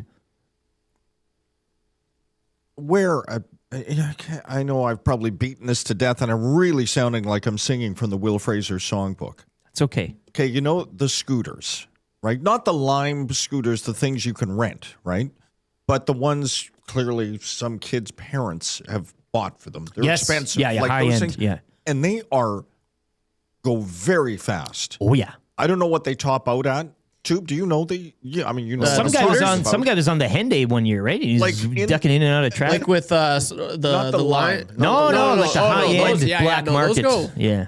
They can rip. They I absolutely saw a can kid rip. ripping down the middle of the street out front of my house yesterday. No helmet. Yeah. That's where I go. You're going to crash. Okay, you break an arm. We can deal with that, kid. But these things concern me. If you're out on a leisurely bike ride, people wear helmets for that. Yes, now, if they you're do. going at that speed and things happen. But when you're talking about the speed, and I saw one guy today, and when we drive in, it is quite dark outside. Yes. Middle of the night, and he had a little beacon off the back. Okay. That you saw it, but you're not like, okay. And he was on the road and just humming, and his hair was blowing in the wind. And I kind of was like, oh, geez, man. Because, and take it from me. Right. I know how those scooters can, they're not too generous when they fall. I've fallen off my bike millions of times. I know how to fall off my bike. I like to think I do anyways. And there is a way to go, right? When you fall off a bike, if you can. Well, you want to kind of barrel roll. Yeah, I used to in the spring just commit to rolling hard. You got to kind of lean into it in a way. But I used to take the tumble. I used to in the spring purposely fall off my bike just to get the muscle memory of if it does happen. No way. Like just kind of like and I jump off and kind of. But you don't want to I broke my wrist one summer. I was going down a hill and so I kind of. You don't want to break your fall. You don't. You just kind of want to barrel up. Really? But the scooters when they stop and they just kick you. And that's a tough one. Yeah. Based on experience. Nolan from St. Albert, my friend works at an ER and he sees people with serious injuries from scooters and e-bikes every single day. No, I had an injury off a scooter. I went in there. She goes, old hat. She said, take a number. Take a number. Get in the scooter line, as they say. Some gruesome injuries off those things. But I mean, I know some companies offer the helmet, right? I don't know which one it is, but they've had the and people, Bird. Yeah. Oh yeah, called Bird. But there should be a. And I'm not for John Law and the government interacting in our lives. And here we go. I'm a libertarian, Dave. You know Yes, this. I am. I'm all I for know that. I understand. But there should be. I mean, if it's clogging up the ERs, you would think, well, hey, maybe a little ticket Isn't if you're that not a public health. It is. issue It on is. some And level? that's the thing. And you tax cigarettes and all that, and for. And that's worked well, to get people to quit. Hey. But I think a small citation if you're not wearing a helmet on a scooter would be Is that not a thing here? That was a thing back home. to wear a helmet. Yeah, well, no, like you'd get a ticket if you weren't wearing a helmet. Yeah. So. Does And the I don't know if it's an scooter not official fall? law, but it's like if you bump into a cop, there might, depending on the cop. I don't know if it's one of those written in pencil things. Yeah. We have enough kind of thing. lawyers either on the show or listening to it. Do we? So would the scooter fall outside the boundaries that would govern motorcycle? Well, yeah, it's still like a Wild it's West engine type of thing. size? Yeah, Oh, yeah, yeah, I okay, know. okay. Cam says, my beef, we're doing beefs tomorrow, but Okay, parents who sure. buy kids e-bikes and e-scooters, those are probably the same parents who say kids are too lazy today, so then they buy them a pedal bike and make them move their legs. Just get a bike. Just get a bike. Yes. You don't need them. Or get a scooter that you push with your leg. Oh, the old. Take it back a I bit. have one of those. Those are great. Yeah, they are. Matty Dubb says 10,000 steps comes from an odometer company in Japan. It was an ad campaign, no scientific connection. See, that's what I thought. Yeah. It's the same with our sleep. The mattress company invented the 8-hour sleep. You're supposed to wake up 2 hours in the middle of the night. And that's what all the old philosophers did. That's where the best ideas of human history came. So that's what I was doing last night. That's why humans. I got up and I think I had about an hour space. Yeah, big mattress. Big mattress sold us on the 8 hours. It's all phony baloney. Big mattress. So wake up for 2 hours. You wake up in the middle of the night and you just kind of start thinking. You draw or you write or that's when your brain is kind of acting on some sort of a creative dream mode. Yeah. And then you go back to bed and you crush another 4. But I don't mind that. I don't mind 2 nights. You know what I mean? Instead of I see where you're going. Yeah, the full 8 it's a sham. It's a scam, man. I should get up in the middle of the night, listen to the Lock Shop. Bet. You could do that. Right? Maybe your betting angle would be because we're all about the on-demand listening. That would be better for you. Energize me. Bone says my pillow with a question mark. Well, that probably had something to do with it too. That's free advice for Damon Bunting. That Big Sleep. It's Big Sleep, man. It was a mattress company. I can't remember the company. Have you noticed the dryer sheet companies are saying now at minimum 2 sheets? Where does it stop? Where does it stop? You don't even need them. Throw in a tennis ball. That's free advice for Damon Bunting. Check him out today, DamonBunting.com, or on Instagram, Damon Bunting Real Estate. If you're looking for a home, if you're looking to get out of your one, he'll help you out. He's a great guy. Just a great guy to deal with. Yeah. I mean, even if you're not looking to kind of move. Just a good guy. Look him up, chat away, and talk to him. You'll be friends with him today. We're going to be talking some Titans football. Still to come in hour number 3, we'll head down to LA and talk Chargers as well with Fernando Ramirez. He'll join us in hour number 3. Trivia, 3 questions on the way as well in the wrap for William Huff. But right now, we'll head back to the Firehouse Subs hotline, and Terry McCormick will join us here on the Firehouse Subs hotline. He is Titans beat writer since 97. He's the publisher of TitanInsider.com. He's got everything you need to know on the Tennessee Titans, and he joins us here on the Firehouse Subs hotline. Terry, great morning. Welcome to the show, man. How you doing today? I'm good. How are you guys? Pretty good. Thanks for asking. Hope camp has been going well for you so far.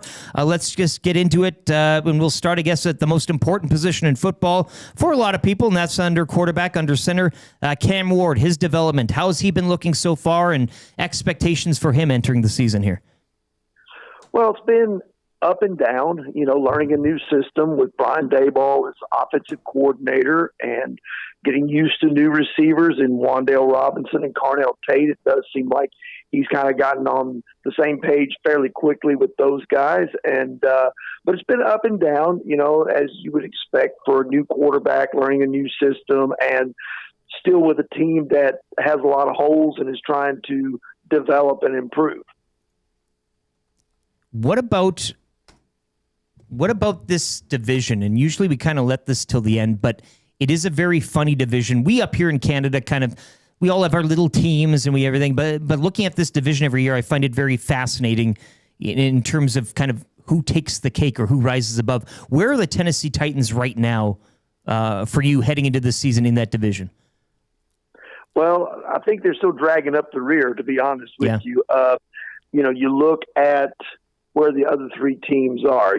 Houston had a solid team last year, made the postseason. Jacksonville also made the postseason with Trevor Lawrence finishing strong. And the Indianapolis Colts would have made the postseason most likely had Daniel Jones not suffered that Achilles injury. And then you've got the Titans who won 3 games for the second straight year. So there's a lot of catching up to be done. Now, that said, the AFC South has been kind of mercurial over the last few years. Somebody will get good and they'll be decent for about 2 years, and all of a sudden the bottom falls out and somebody else ascends to the top. It's kind of been crazy that way, but right now the Titans are kind of looking up at everybody else. Terry, in our part of the world, there are going to be a few of us paying special attention to Elikiah Manor, a kid out of Stanford, a receiver. He had a great viral catch in training camp. Tell us more about him and kind of where he might fit. Well, right now he's probably either number 4 or number 5 in their receiver pecking order, but he's had a really strong camp, and it certainly would not surprise me if he moves up and becomes one of their top 3 before the season is over. I think they're going to run a lot of 11 personnel. Wan'Dale Robinson be operating mainly in the slot. They want Carnell Tate to be their number 1.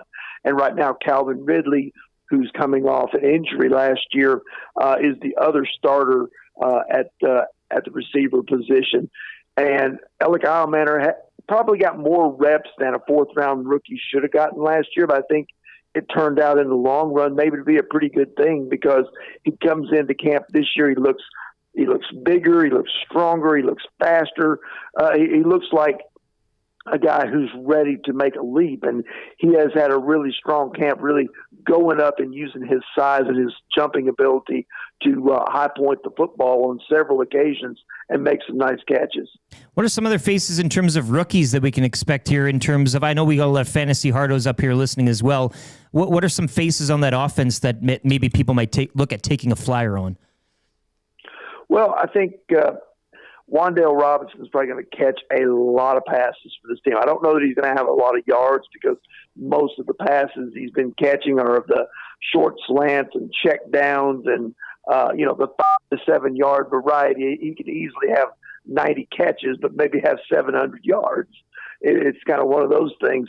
Carnell Tate, I think, has some big playability. Looks like that, he has really flashed some ability to catch the football and looks smooth. He got a little bit of a rude awakening yesterday in the joint practice with the 49ers, apparently, as they kind of roughed him up a little bit and didn't let him, get out into his routes and do the things that he's been doing against the Titans defense in camp. And then other guys who have some fantasy impact, probably the running back situation is going to be a platoon. Tony Pollard, the lead guy, Tajay Spears, and then the rookie Nick Singleton could end up being running back 1 by next year, but right now he's probably the 3rd guy on the chart. Terry, what's the Robert Saleh effect on the organization, the mood in camp, the style of camp, how it's run? He's also going to call defense, correct? He is. He's going to call the defense, and I think what you're getting here is kind of more of a hearkening back to some of the toughness, the discipline that he expects from guys, more like it was under Mike Vrabel. Things kind of got a little loose the last couple of years, and things kind of got off the rails in a lot of ways. I think Saleh is going to require, especially his guys on defense, to really, his motto is all gas, no brakes, and I think that's the way he wants those guys to play. So look for the Titans to take an aggressive approach, and even though they may not be the most talented team on the field, I think they're going to play hard for him. What about that protection for Cam Ward as we're joined by Terry McCormick here covering the Titans? Looking along that offensive line, a couple of jobs open? Yeah, there's at least one job open, and then they also need to find a swing tackle, which is also a very important thing because injuries do crop up and things like that. They've got one guy who's a bona fide, legitimate standout, and that's Peter Skoronski, whom they just locked up over the weekend with a new $100 million contract. First-round pick in 2023. He's really developed as a left guard, one of the better guys in the league at that position. Next to him is Dan Moore at left tackle. Serviceable guy, not a star by any means. Sometimes needs help when he's going up against some of the better rushers. The center, Austin Schlottman, came with Brian Dable from the Giants. He's been a backup, kind of a journeyman type of guy, but he's going to get his chance to start and be the guy that calls the line calls in the middle of it and be Cam Ward's best friend in terms of, getting the protections right. The right guard spot is a very open competition. There are 3 guys battling for that. It's Cordell Volson, came over from the Cincinnati Bengals, Jackson Slater, a 5th-round pick last year, and Fernando Carmona, a rookie out of Arkansas, drafted in the 5th round this year. And he's actually been making some strides here the last couple of days. Wouldn't shock me if he won it. At right tackle is J.C. Latham, former first-round pick. He's been dealing with injuries. They moved him from left tackle to right tackle last year. And he's a guy that really needs to take a big step forward like Skoronski did last year to show them that he can be part of the solution on this group.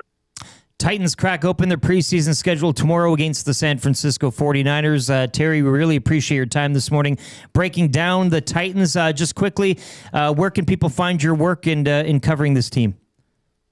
Okay, at TitanInsider.com. They can find me on X or Twitter, if you still call it that, at TerryMC13.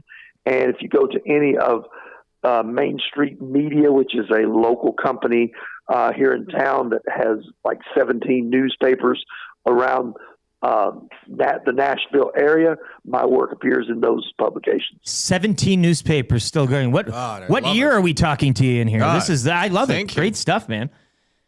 Yeah, they're all weeklies. They're all like little, mostly local weekly newspapers, and that are in the towns around the Nashville area throughout what's known as Middle Tennessee, stretches from the Kentucky border to the Alabama border. And they're basically weekly newspapers that have websites that accompany them, and they cover a lot of things like, locally, like city council meetings, high school football, Little League, just kind of the things that the big papers have forgotten and left behind. That's kind of what they do. Yeah. More power to the print. Just quickly as well, just since Tennessee and everything, are you a Volunteers guy? Are you more Vandy? What's your expectations for those two programs? I consider myself a recovering Vols fan. I think it's all going to be predicated really on how well the quarterback situation shakes out for both teams, for both Tennessee and Vanderbilt. Vanderbilt has Jared Curtis, 5-star recruit locally out of private school there in Nashville, who decommitted from Georgia in order to commit to Vanderbilt. He's vying for the starting job with the holdover number 2 quarterback who backed up Diego Pavia last year. And then Tennessee has a quarterback competition as well. They've got a 5-star true freshman named Faison Brandon that they have high hopes for, but he's getting competition from a redshirt freshman, George McIntyre, who's also a local Nashville area private school quarterback. Great stuff, man. Terry, we really appreciate your time. Thanks, Best of Terry. luck for the rest of the season. All right, thanks for having me. There you have it. Terry McCormick covering the Titans beat writer since 97. As he said, TitanInsider.com, writer, editor at Main Street Media. Great stuff there if you want some Titans news and or Vols, I guess. Can I just say this about guys? That's our first time chatting with Terry, at least for me. Yeah, Nielsen Show debut. How they can cover the NFL team, in his case the Titans, and do it with skill and depth, and he's been doing it since 97, and still can take you deep into the Vols. That's SEC country. Right. I mean, and I get it, and I guess, because we're so hockey and Oiler focused, which is different than hockey focused. Off-season, what off-season? Right. No, that skillfully go there. That whole area, they have their Titans, and it's all cute, and it's all fine, and it's pro ball, and we all get that. But I mean, you talk to guys down there, and it's I'll cheer for the Titans on the Sunday or whatever it is. But we didn't get to it, but they're going to the Houston Oiler look. They're buying. Yeah, they've got a new. They're all in.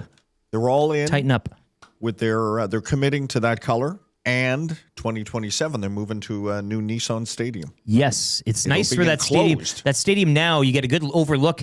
You go in that, what do they call it? Is it Broadway or that main street, where all the honky tonks are and everything? Yeah. My wife and I, we were up on a nice patio, but you overlook that little river and then the stadium on the other side. It's a very nice view of that Nissan stadium there. But yeah, we appreciate Terry's time. He joins us on the Firehouse Subs hotline. Firehouse Subs, hot, hearty, made to satisfy, 15 locations in and around Edmonton.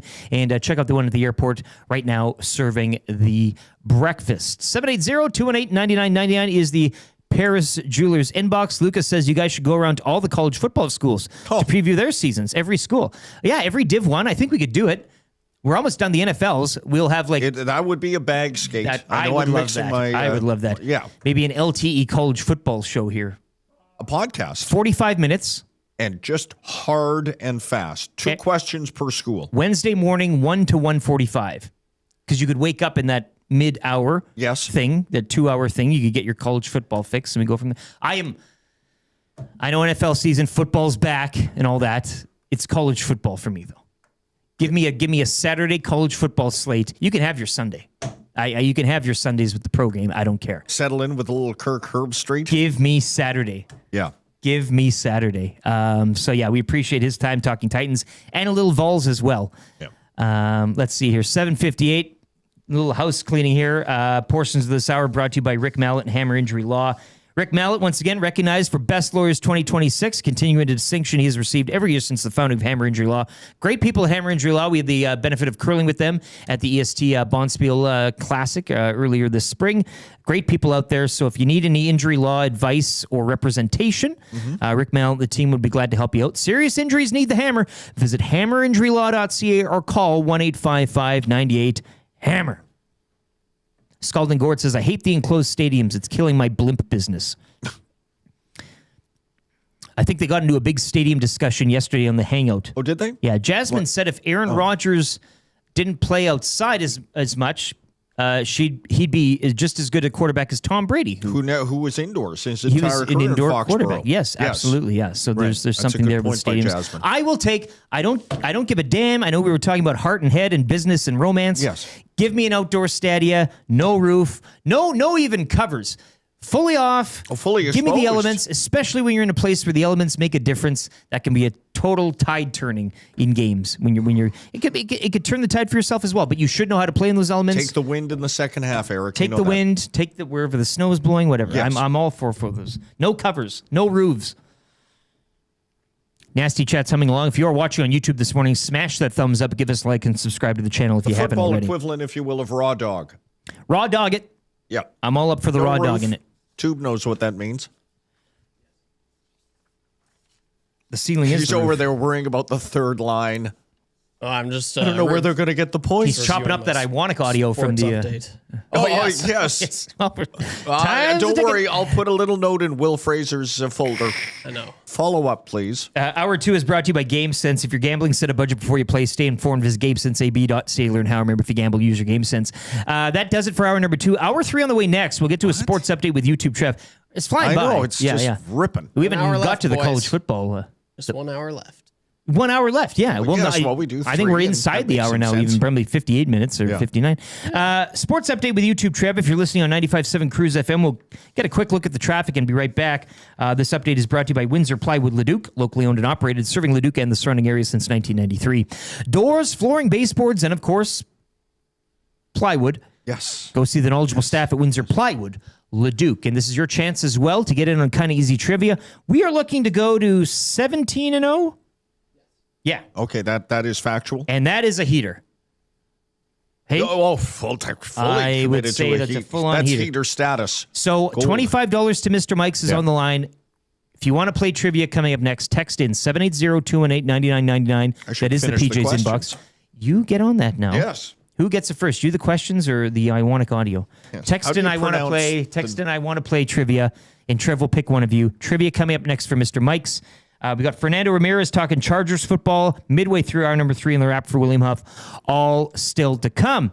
Dave Jameson in for Dust Nielsen. Lieutenant Eric, we're coming to you live from the Popeyes Louisiana Kitchen Studio. The Nielsen Show brought to you by Weiss Johnson. Third hour coming up next. Don't go anywhere.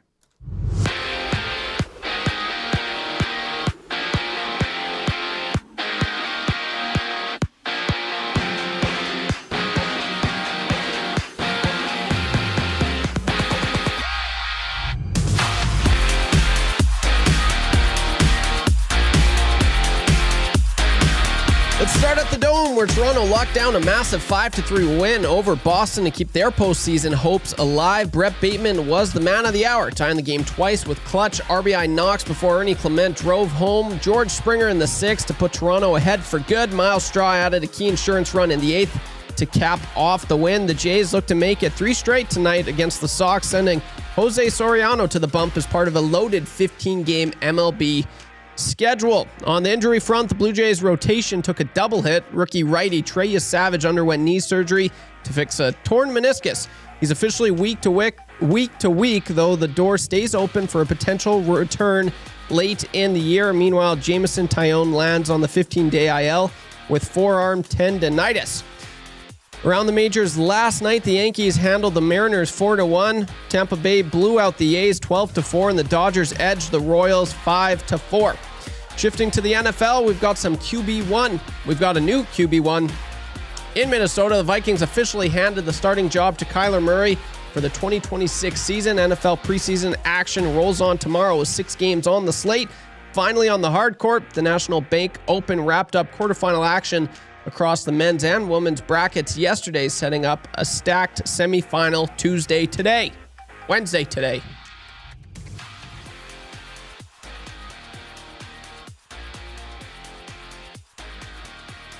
The Sports Update is brought to you by Windsor Plywood Leduc, locally owned and operated, serving Leduc and the surrounding area since 1993. Doors, flooring, baseboards, and of course plywood. Go see the knowledgeable staff at Windsor Plywood Leduc.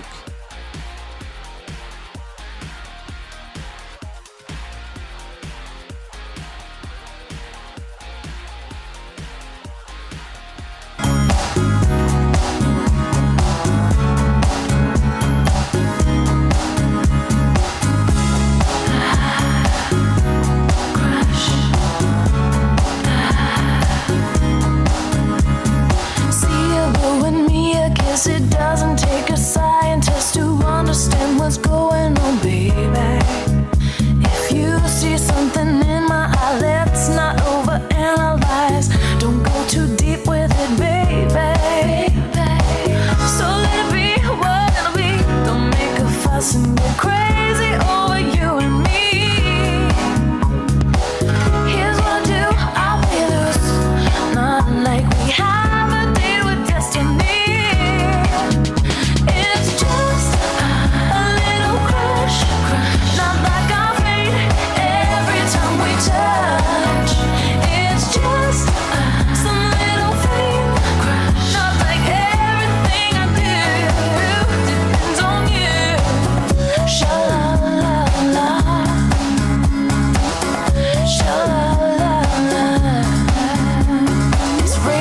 Adrenaline, you're banging on a heart attack. Please don't make too much of it, baby. Say the word forevermore. That's not what I'm looking for. All I can commit to is maybe. Give me back my son! What it'll be. Don't make a fuss and get crazy over you and me. Here's what I do, I play loose. Not like we have a date with destiny. It's just a little crush. Not like our fate every time we touch. It's just some little thing. Not like everything I do depends on you. Sha-la-la-la. Sha-la-la-la.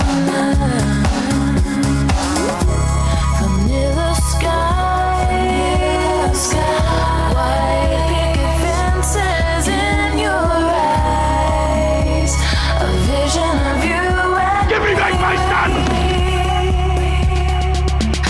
it's just a little crush. Not like 8:06, just a little crush. That's going out to Dave Jamieson there by Yes. request here, as hour 3 of the Nielsen Show is live. Lieutenant Eric, Dave Jamieson in for Dust Nielsen. He'll be back tomorrow from his camping excursion. Very excited to hear all the stories. I'm sure there's going to be a lot of them about him of course. chopping wood and carrying water out there at his yurt My somewhere son. down in southern Alberta. Yeah. A lot of stories around the campfire, him and Marshall, teaching him what it's like to be a man, growing of age. Okay, Marshall, no gasoline on the fire. Just a little bit. Yeah. Yeah, and don't let the trail go back to the can, Right. Yeah. that type of thing. Don't drag it along the grass. No. Stay away from that. And you'll never guess what happened. Dusty will be back tomorrow. A well-deserved day off for Dave Jamieson, who'll be back here on this Load desk management. Friday morning. We'll be talking Argos. We'll be talking Sobeys, the Safeway Liquor Beer of the Week, and our NFL previews will continue, as they will this hour as well. Fernando Ramirez, who covers the Chargers, will be by midway through this hour, and the wrap for William Huff, all still to come. Your texts as well, always welcome, 780-218-9999. The Nielsen Show brought to you by Weiss Johnson. If you're looking for any AC needs, furnace needs, now's the time to do it. Get a new Train furnace, 15% off any additional mechanical system done at the same time. You can add in an AC, heat pump, hot water tank, or garage heater. You get 15% off plus no interest for 24 months. You want to go to wjsportstalk.com and book an estimate with Weiss Johnson today. Time now for some trivia. 3 questions as well on the way for the great staff at Park Mazda.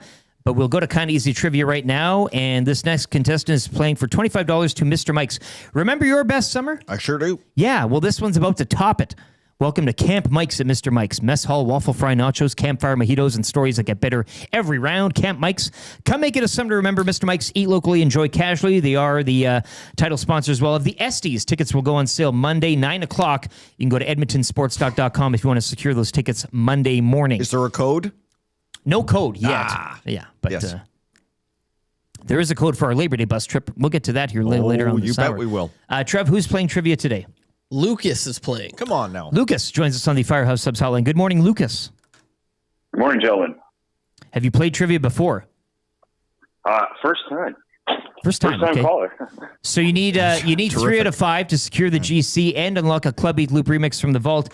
We'll start the ticker after Dave reads the first question. Great All right, luck. Lucas, on your toes. We go fast with this. Have the Blue Jays won 2 straight? Yes. Is Dylan Cease a pitcher or a catcher? Pitcher. What city do the Tennessee Titans play in? Knoxville. Will the Chicago Bears be moving to Hammond, Indiana? I hope not. Did the Minnesota Vikings name Kyler Murray their starting quarterback? Yes. Are you kidding me? I got this paper cut last night on my webbing. Reno in the backfield. Now he scampers. The ball is hit. As it comes out, and it's picked off by the Seahawks. We're not going to sit and cry about it. Far sideline, Malcolm Smith. 50, 49, he's going to go. Well, for me, that's like throwing logs on the fire. 30, nobody's going to touch him. Cuts back 20, 10. The Legion of Boom, the Seahawks defense. They do it again. I mean, that's slam dunk competition in a game. Holy catfish. Tic-tac goal. Touchdown, Seahawks. Short kick. Percy Harvin with the catch. He's on the run. He breaks free. He's across the 40. The speed. There he goes. Midfield. Look out. Oh, yeah, BG. He's going to go. Take the second half kickoff all the way back. Baby. Worst pain I've been through is listening to Lieutenant Eric. 88 yards for a touchdown. We knew Percy was going to do it tonight. Touchdown, Seahawks. We look like a slow hockey team tonight. No flags. Are you kidding me? Percy Harvin. The Seahawks fans, the 12 are going nuts. I don't believe it. Congratulations to Lucas. He's off to Mr. Mike's. Jamming 33 in the Nasty Chat. Lucas, more like Winkus. Where do the Tennessee Titans play? Yes. I don't mind the Knoxville shout there. Volunteers, Johnny Vols, Knoxville. Vols Nation. So he's off to Mr. Mike's. And a Club Beat Loop remix unlocked from the vault. Congratulations. Hammond, Indiana. Hammond. As we learned. Yeah, That's what I learned today in the show. I hope not. We'll give him a correct answer for that. Don't stand in the way of progress, Rick.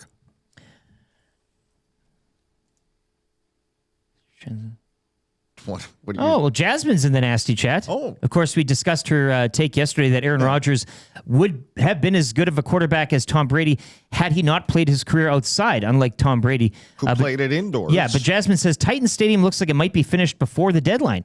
60,000-seat stadium will feature a translucent roof, padded seats. Maybe City of Edmonton should take some tips. Yeah, I said it. Skull and crossbones. Okay, now that's a shot at old CWS. When does that whole... When we get an NFL team. No, but remember they're putting in the windows and such? That was happening, Eric. But we saw mock-ups as of late, did we not? Yeah, Is there yes. shovels in the ground? No? You can go back in the annals, it's pronounced annals of history, and there was a dome stadium that was proposed for Edmonton. Yes.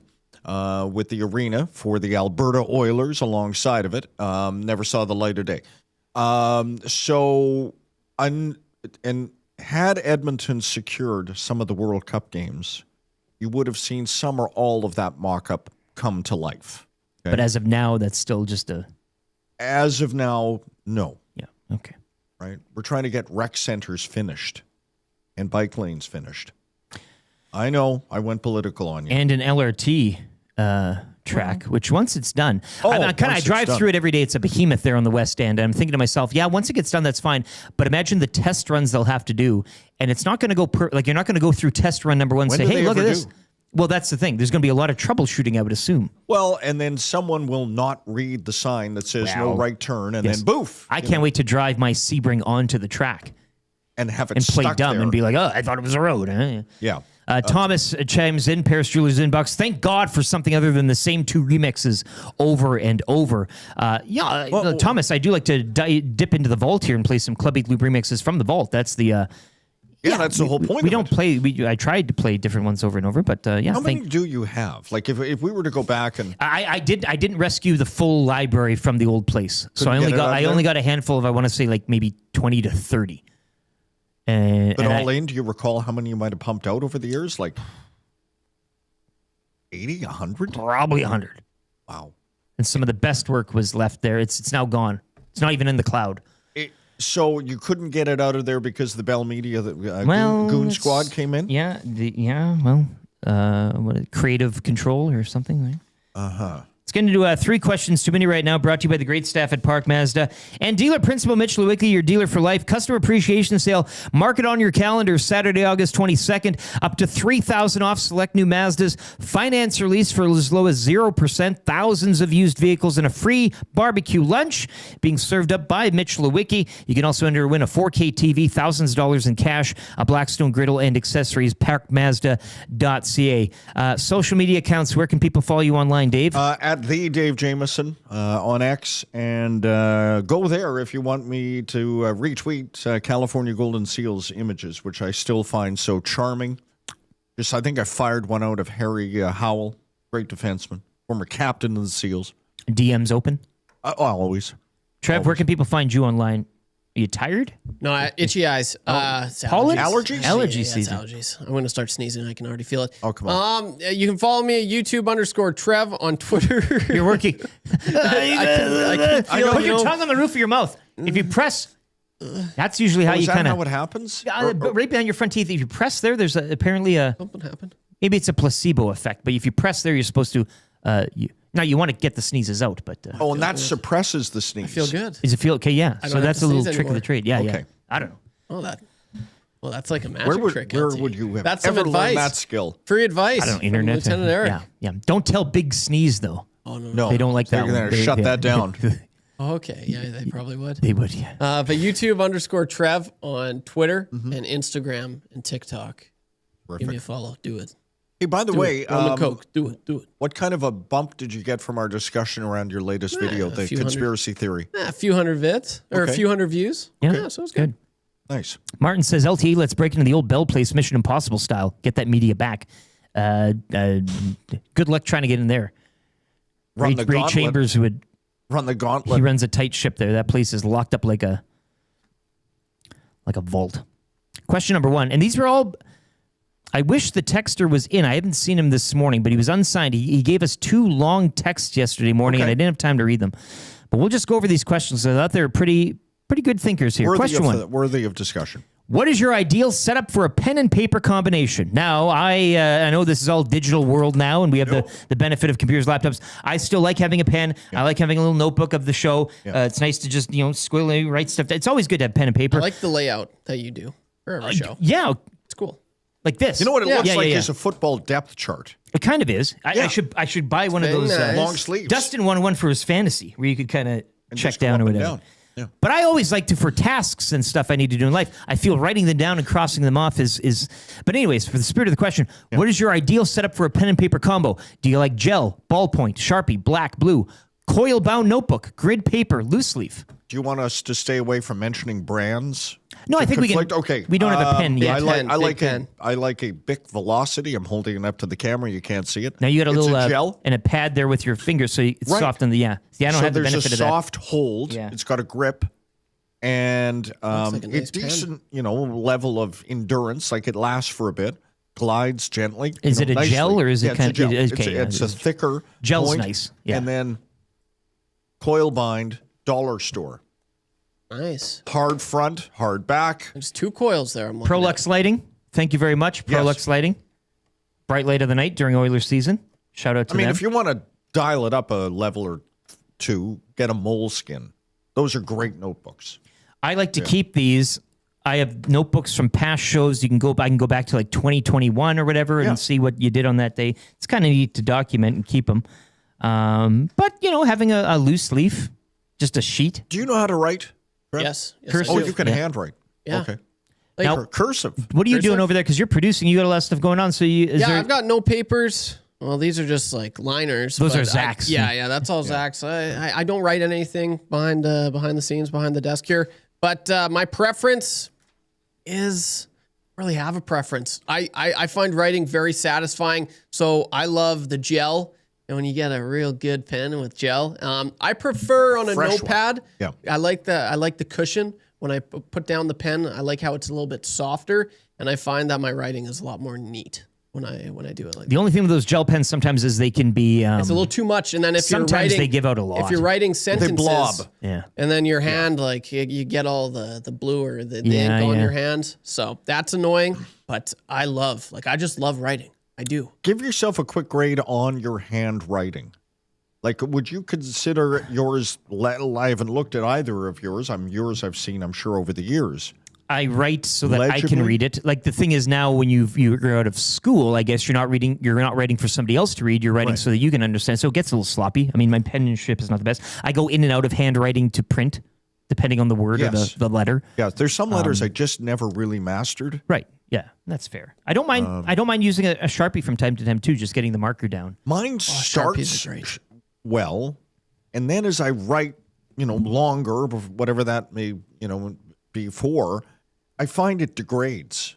Like the handwriting starts to fade off, right? Yeah, Which, I don't mind printing. Makes some sense. Printing is fine. Yeah. Some breaking news here: the Los Angeles Lakers are being sold for a record-breaking price of $12 billion to American businessman Josh Kushner, who was trying to get a stake in the World Cup as well. That's correct. And Bob Iger. The franchise has now been sold twice in less than 18 months. So a cool $12 billion for the Lakers. Wow. Oh, you love sports, eh? The business of sport. It's really about the common folk. It's the working man's game. Yeah. Yeah, so we've always known that about the Lakers. Absolutely. Working man's team. Blue collar. Question number 2. Yeah. When out running errands, what are your favorite ways to treat yourself? Something at the checkout stand, a nice coffee, maybe a car wash. Well, of that list you provided, I'll go car wash. I quite enjoy the You can go off the list. satisfaction. Yeah. Well, I'm Wand wash, or are you going in for the full experience? The $25 no wand. gel. I get out of the car, pull the mats out. I had a terrible experience at a wand wash about a month ago. Okay. Back from a road trip. I really wanted to get in there. Something that the self-serve can't take care of. So go to the wand wash. You got to go, you can't just go up to the thing now. You got to go in, buy a ticket, come back, enter the code. Well, I do all that. Sure. Squeeze the handle. Well, there's a hole in the hose. Uh-oh. So the pressure's down. So I'm kind of like dribbling the water over. So I'm like, well, screw this. So I go back in. I tell the guy, hey, your hose is... He goes, well, like, just give me a free wash. He goes, well, I'll give you $1 off the next... No. Okay, whatever. And I still need to get this thing washed. There's soap on it now, and I couldn't get it off. So I try another bay. That hose has no pressure. I'm now clocking. I'm looking at like a half an hour spent in these bays trying to just get a wash, which And should you're take moving bay to bay. bay to bay, and he's closing them down as we go down the line because I'm the guinea pig here doing it. Yes. Didn't really get a good deal. I will not be returning to that particular establishment, but I we do won't prefer a mention wand them by wash. name. Car wash is good. My dad has always professed, Ron Holt, as you know, a clean car operates better. I just think the car, as everything is alive, molecules and Cars everything. have feelings. Cars do have feelings, and I think when you have a clean car, it runs probably Look better. good, feel good. But is it a car wash? What say you? When you're running out errands, Trev, you're out running errands. You're a man about town. Do you get yourself a sweet treat, maybe a potato chip, or is it something like a coffee, a latte, if you will, a refresher? Probably caramel macchiato. Maybe that's my guilty pleasure. High protein shake. That sounds Very like Trev. rarely I do that. Like honestly, Running errands. Yeah, well, no. I run errands, but it's just I don't don't treat treat. myself. No. I like to go out, do what I got to do. Well disciplined. Go back home. Yeah. Like I'm not a sweets guy. I don't have the urge to go get like donuts or cookies or anything like that. Cakes, ice cream. Chris Gans is a tasty pie from the Italian Center. Oh my. Casino Dealer J, I try to spend $3 to wash my car. Wand, gun, rinse, soap, rinse. Yeah, no, I hear you there. But I you do- like. you- Okay, He I does like where he's pre-rinse coming though. from. He does pre-rinse before the soap. I usually just see, soap rinse. Yeah. I go high pressure soap, brush, Oh, you take the brush. Oh, yeah. Okay. Oh, sure. Daddy likes. Yeah. So is your answer to this a car wash or anything I'll else go you'd car like to wash. go? Yeah, that would be the thing. Pull over for a nice little drag off a Sure. a camel. Yeah, unfiltered. Unfiltered. Yes. Question number 3. Been really enjoying the NFL previews. If you were helping someone who had just started watching the NFL, which team would you recommend they become a fan of? Now, we do have an internal, I think that's still going. Benny Thompson, I do believe, is still a free agent. He has been a Dolphins fan for no apparent reason. No, remember Gregor was a Dolphins He fan. was. And then there was kind of a maybe course corrected and went what is it some with other the way. Dolphins? Hey, I mean, I The guess their colors. success is no, but like you get on it for Miami and everything, but then Well, you you get realize on they're it. not a good team, and you say, well, Right. what am but I then doing here? someone says, remember, they went undefeated. 72, Mercury Morris. Dave, in my J.P. Lossman, Peterman, Buffalo Bills days, there was a time where I woke up saying, maybe I should enter into the free agent fray and switch sides. Now, at the time, I didn't know which franchise I would be looking at, Yes. but I did have a thought in the back of my mind saying, the Bills suck, and they will continue to Do you suck. remember the Rob Johnson era? Oh, I sure do. Can't forget it. The Doug Flutie era. I have worked with Jason Johnson, who was in Buffalo with Rob Johnson. He said, not a good man. Yeah, Mr. Headband. Yeah, yeah. not a good dude. No, well, that's football. Yeah. So if you were helping someone who had just started watching, so do you want them to be on a good team, or do you want to kind of torpedo their fandom and say, hey, the Arizona Kind of fool Cardinals. them. Keep an eye on them. Well, see, if I were doing it to sort of trick someone. Because do you have a team? Well, I would say I've always had a soft spot for the San Francisco 49ers, right? Because you're a Bay Area guy. Yeah, I'm a Bay Area guy. And so West Coast, Best Coast. So I go there and have gone to the 49ers for their teams, obviously, over the years. The uniform, which is stellar. Winning tradition of sorts. Good history there attached. Yeah. And all of that good stuff. But I would send someone off chasing the dragon with the Raiders. You know what? And that's one of the franchises that I was, because it's like the fandom is so cool. Regardless of how they play, who cares? Yeah, and now that they're in now Vegas. they've become sort of caricatures. Yeah. Like they're no longer threatening. They're no longer tough. And so it feels like they're cosplaying at one of those conventions. That's what their fans do anyways. Yeah, it is like a Comic-Con. Yeah. A football con. You guys know just because you're wearing black and silver doesn't make you tough or good. You got that, right? Silver and black. Oh, silver and black. That's right. As a Bills fan here, I would say join Buffalo. It's always fun. But even now that too. But that's feeling But a now little- I say, oh yeah, who do you cheer? I say the Buffalo Bills. Oh, you're one of those guys, eh? Oh, I said, yeah. well, no. I Jump on a flaming table, do you? I lived in the slop. I was in the Wide left. No, yeah. Wide left. Right, left, whatever. Whatever. But that's the problem now when you've been cheering for a team and they finally make it up to the hill. Mm-hmm. Now you're lopped in with the rest of the bandwagon jumpers. I would assume there are Chiefs fans out there as well that have been, back in the day. But now you're like, oh, you're a Chiefs fan. Oh, la-di-da. Who isn't? Trev, you're a Bengals supporter, are you not?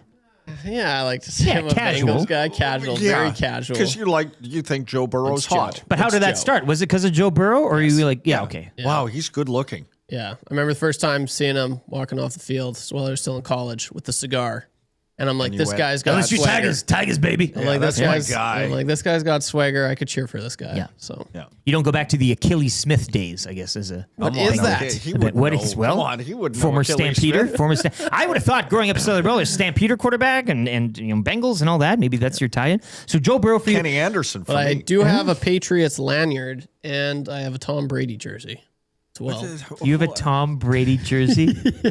Oh my goodness. I've never worn it. I don't know. Yeah. I bought it when they won their Online? last Super Bowl. You only wear it inside, much like he did for the duration of his football career, right? Yeah. You don't wear that one outside because he never really had success outside. Call those guys dome boys. Dome boy. Well, Dome yeah. boys. So why a Brady my buddy jersey? was trying to get me in. He's like, "No, you got to be a Pats fan." And then I'm like, "Oh, okay." And then he went to one of Tom Brady's. It was his last season there. Got me a lanyard.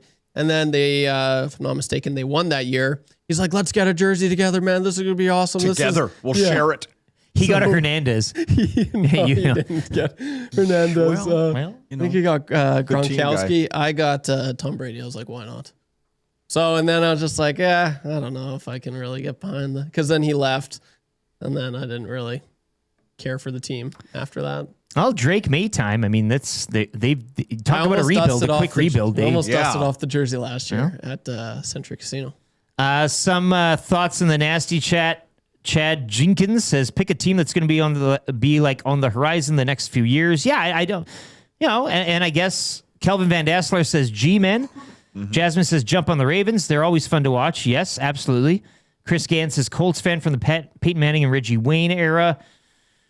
Gord Mamer says, I've tried to pledge my fandom to a team, just find myself cheering for players more so than teams. That's the power of fantasy. Yes. Can't seem to catch the fever of a team, but I love me some NFL.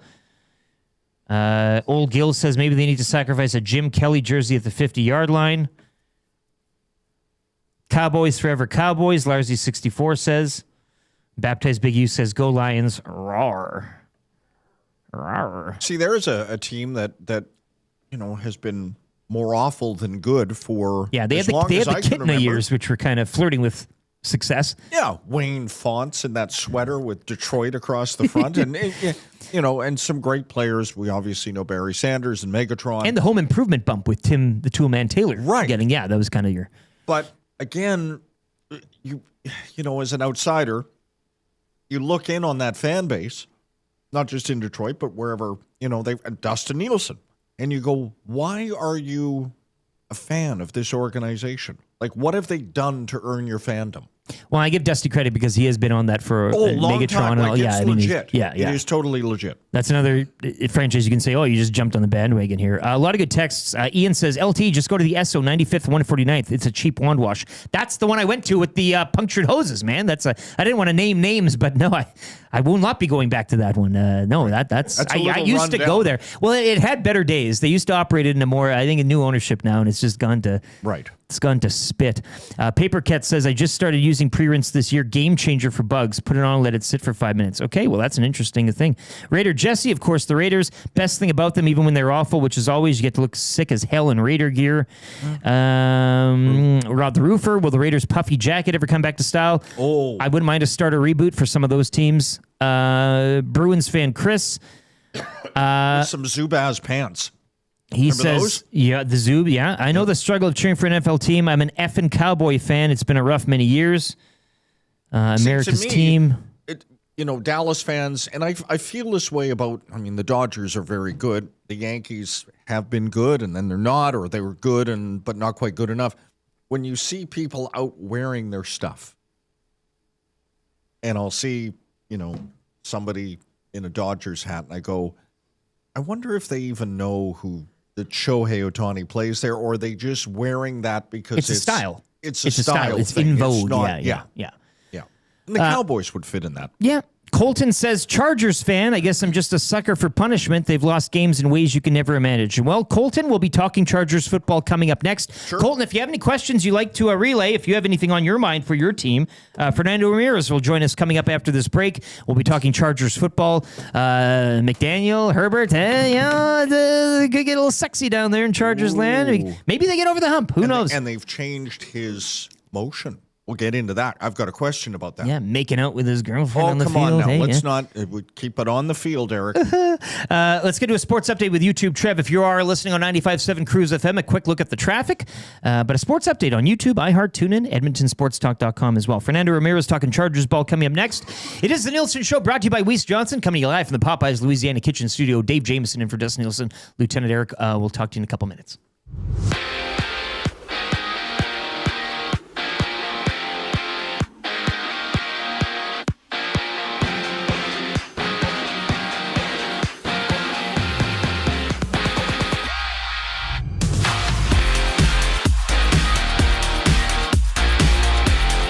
Breaking news in the sports world. Los Angeles Lakers are being sold in a record-smashing deal valued at over $12 billion, according to reports from ESPN. Thrive Capital founder Josh Kushner and former Disney CEO Bob Iger have reached an agreement to buy the historic franchise from Mark Walter.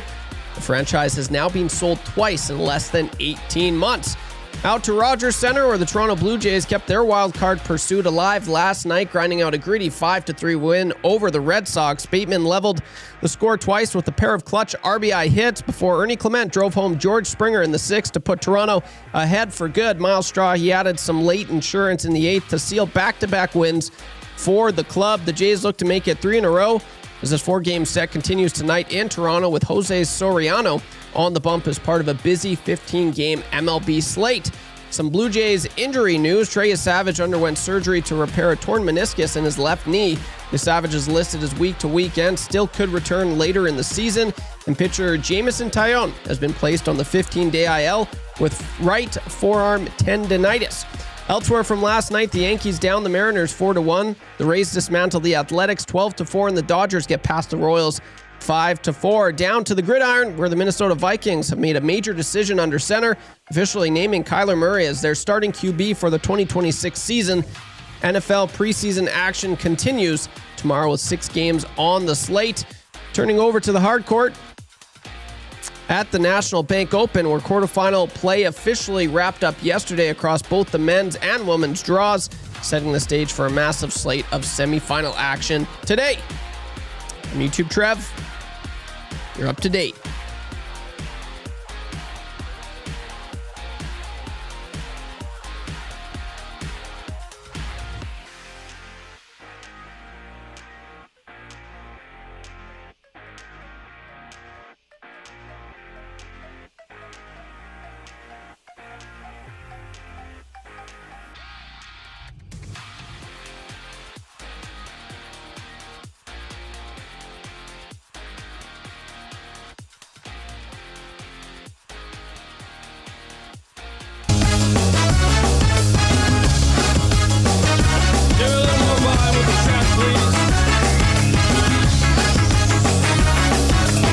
She's into superstitions, black cats and voodoo dolls. I feel a premonition, that girl's gonna make me fall.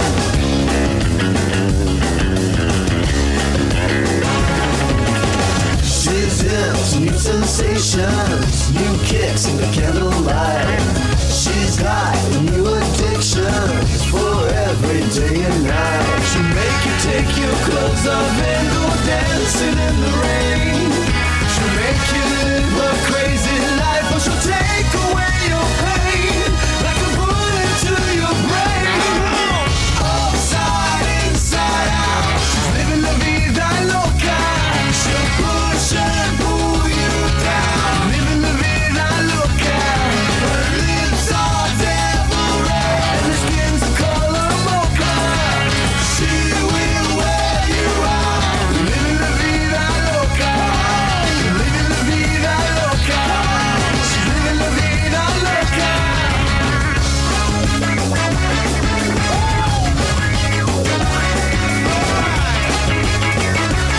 Give me back my gun!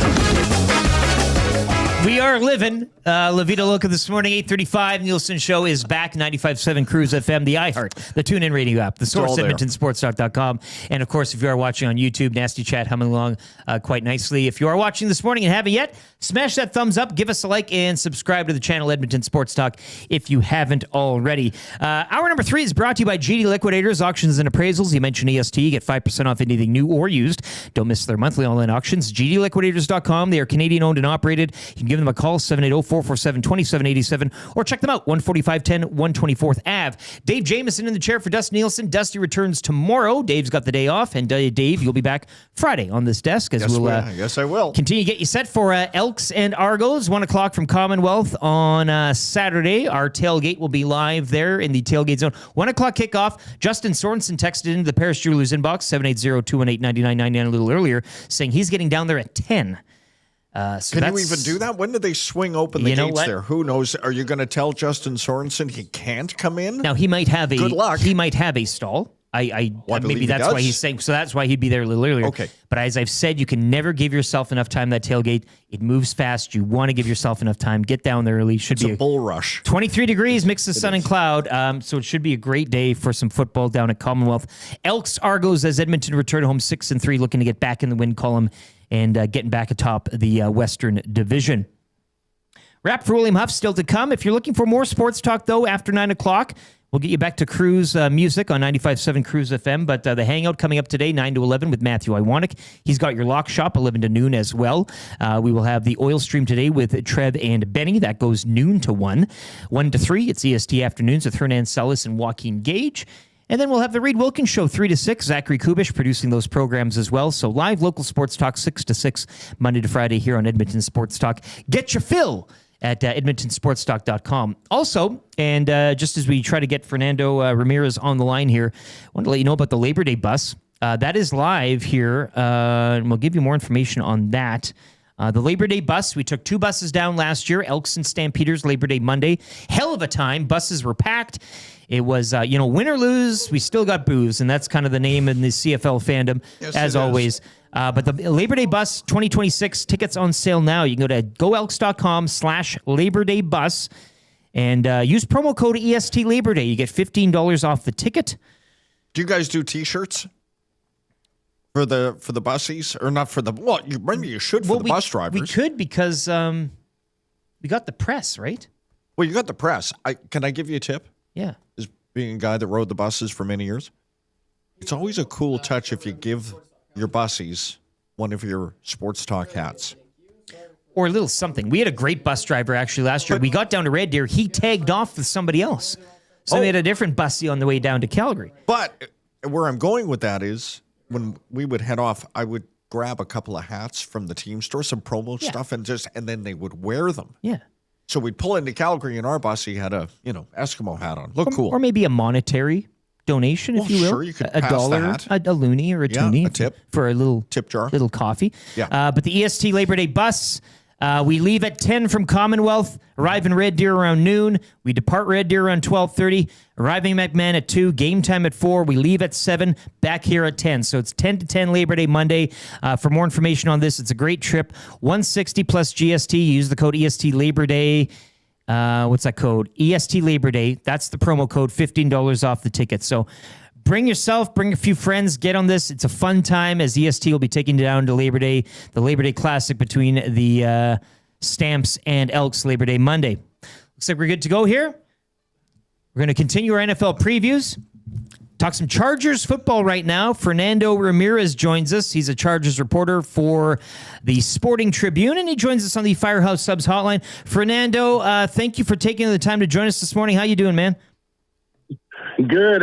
Enjoying the weather out here. It's funny. I just talked to David Njoku and Monday, and I go, hey, how are you feeling about the weather in Cleveland? It's 77% humidity. It's an 87 day today. He's like, yeah, that LA weather's way better. I enjoy that way more. So that's what I'm enjoying right now. But thank you guys so much for having me on. Yeah, man. Let's hit into this. The Chargers. We have a couple of fans listening this morning. I mean, obviously up in Canada, well populated with every franchise. So we try to hit as many camps as we can. But for Chargers fans, what can you report here in terms of the Mike McDaniel, Justin Herbert relationship and how far this thing can actually pop?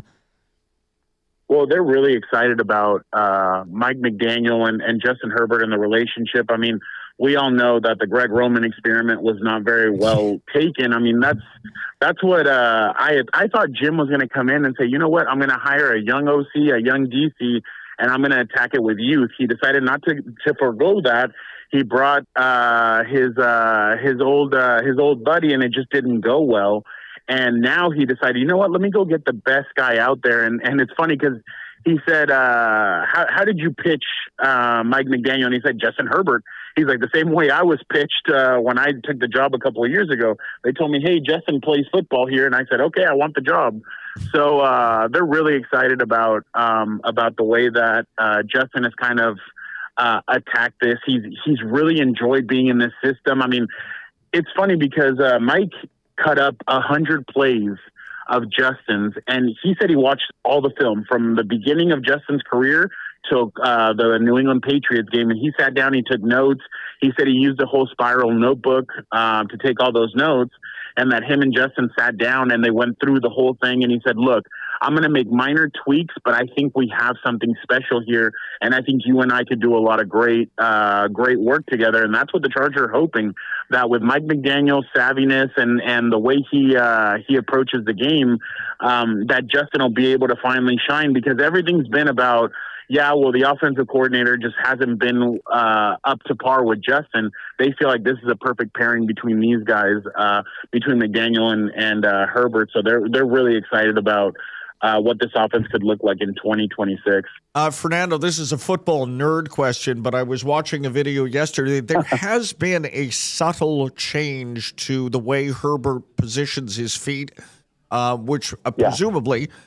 can you explain, and to the untrained eye, you probably won't notice much difference when you see Herbert either in the shotgun or under center, but there has been a change to the way he is, typically receive the football from center.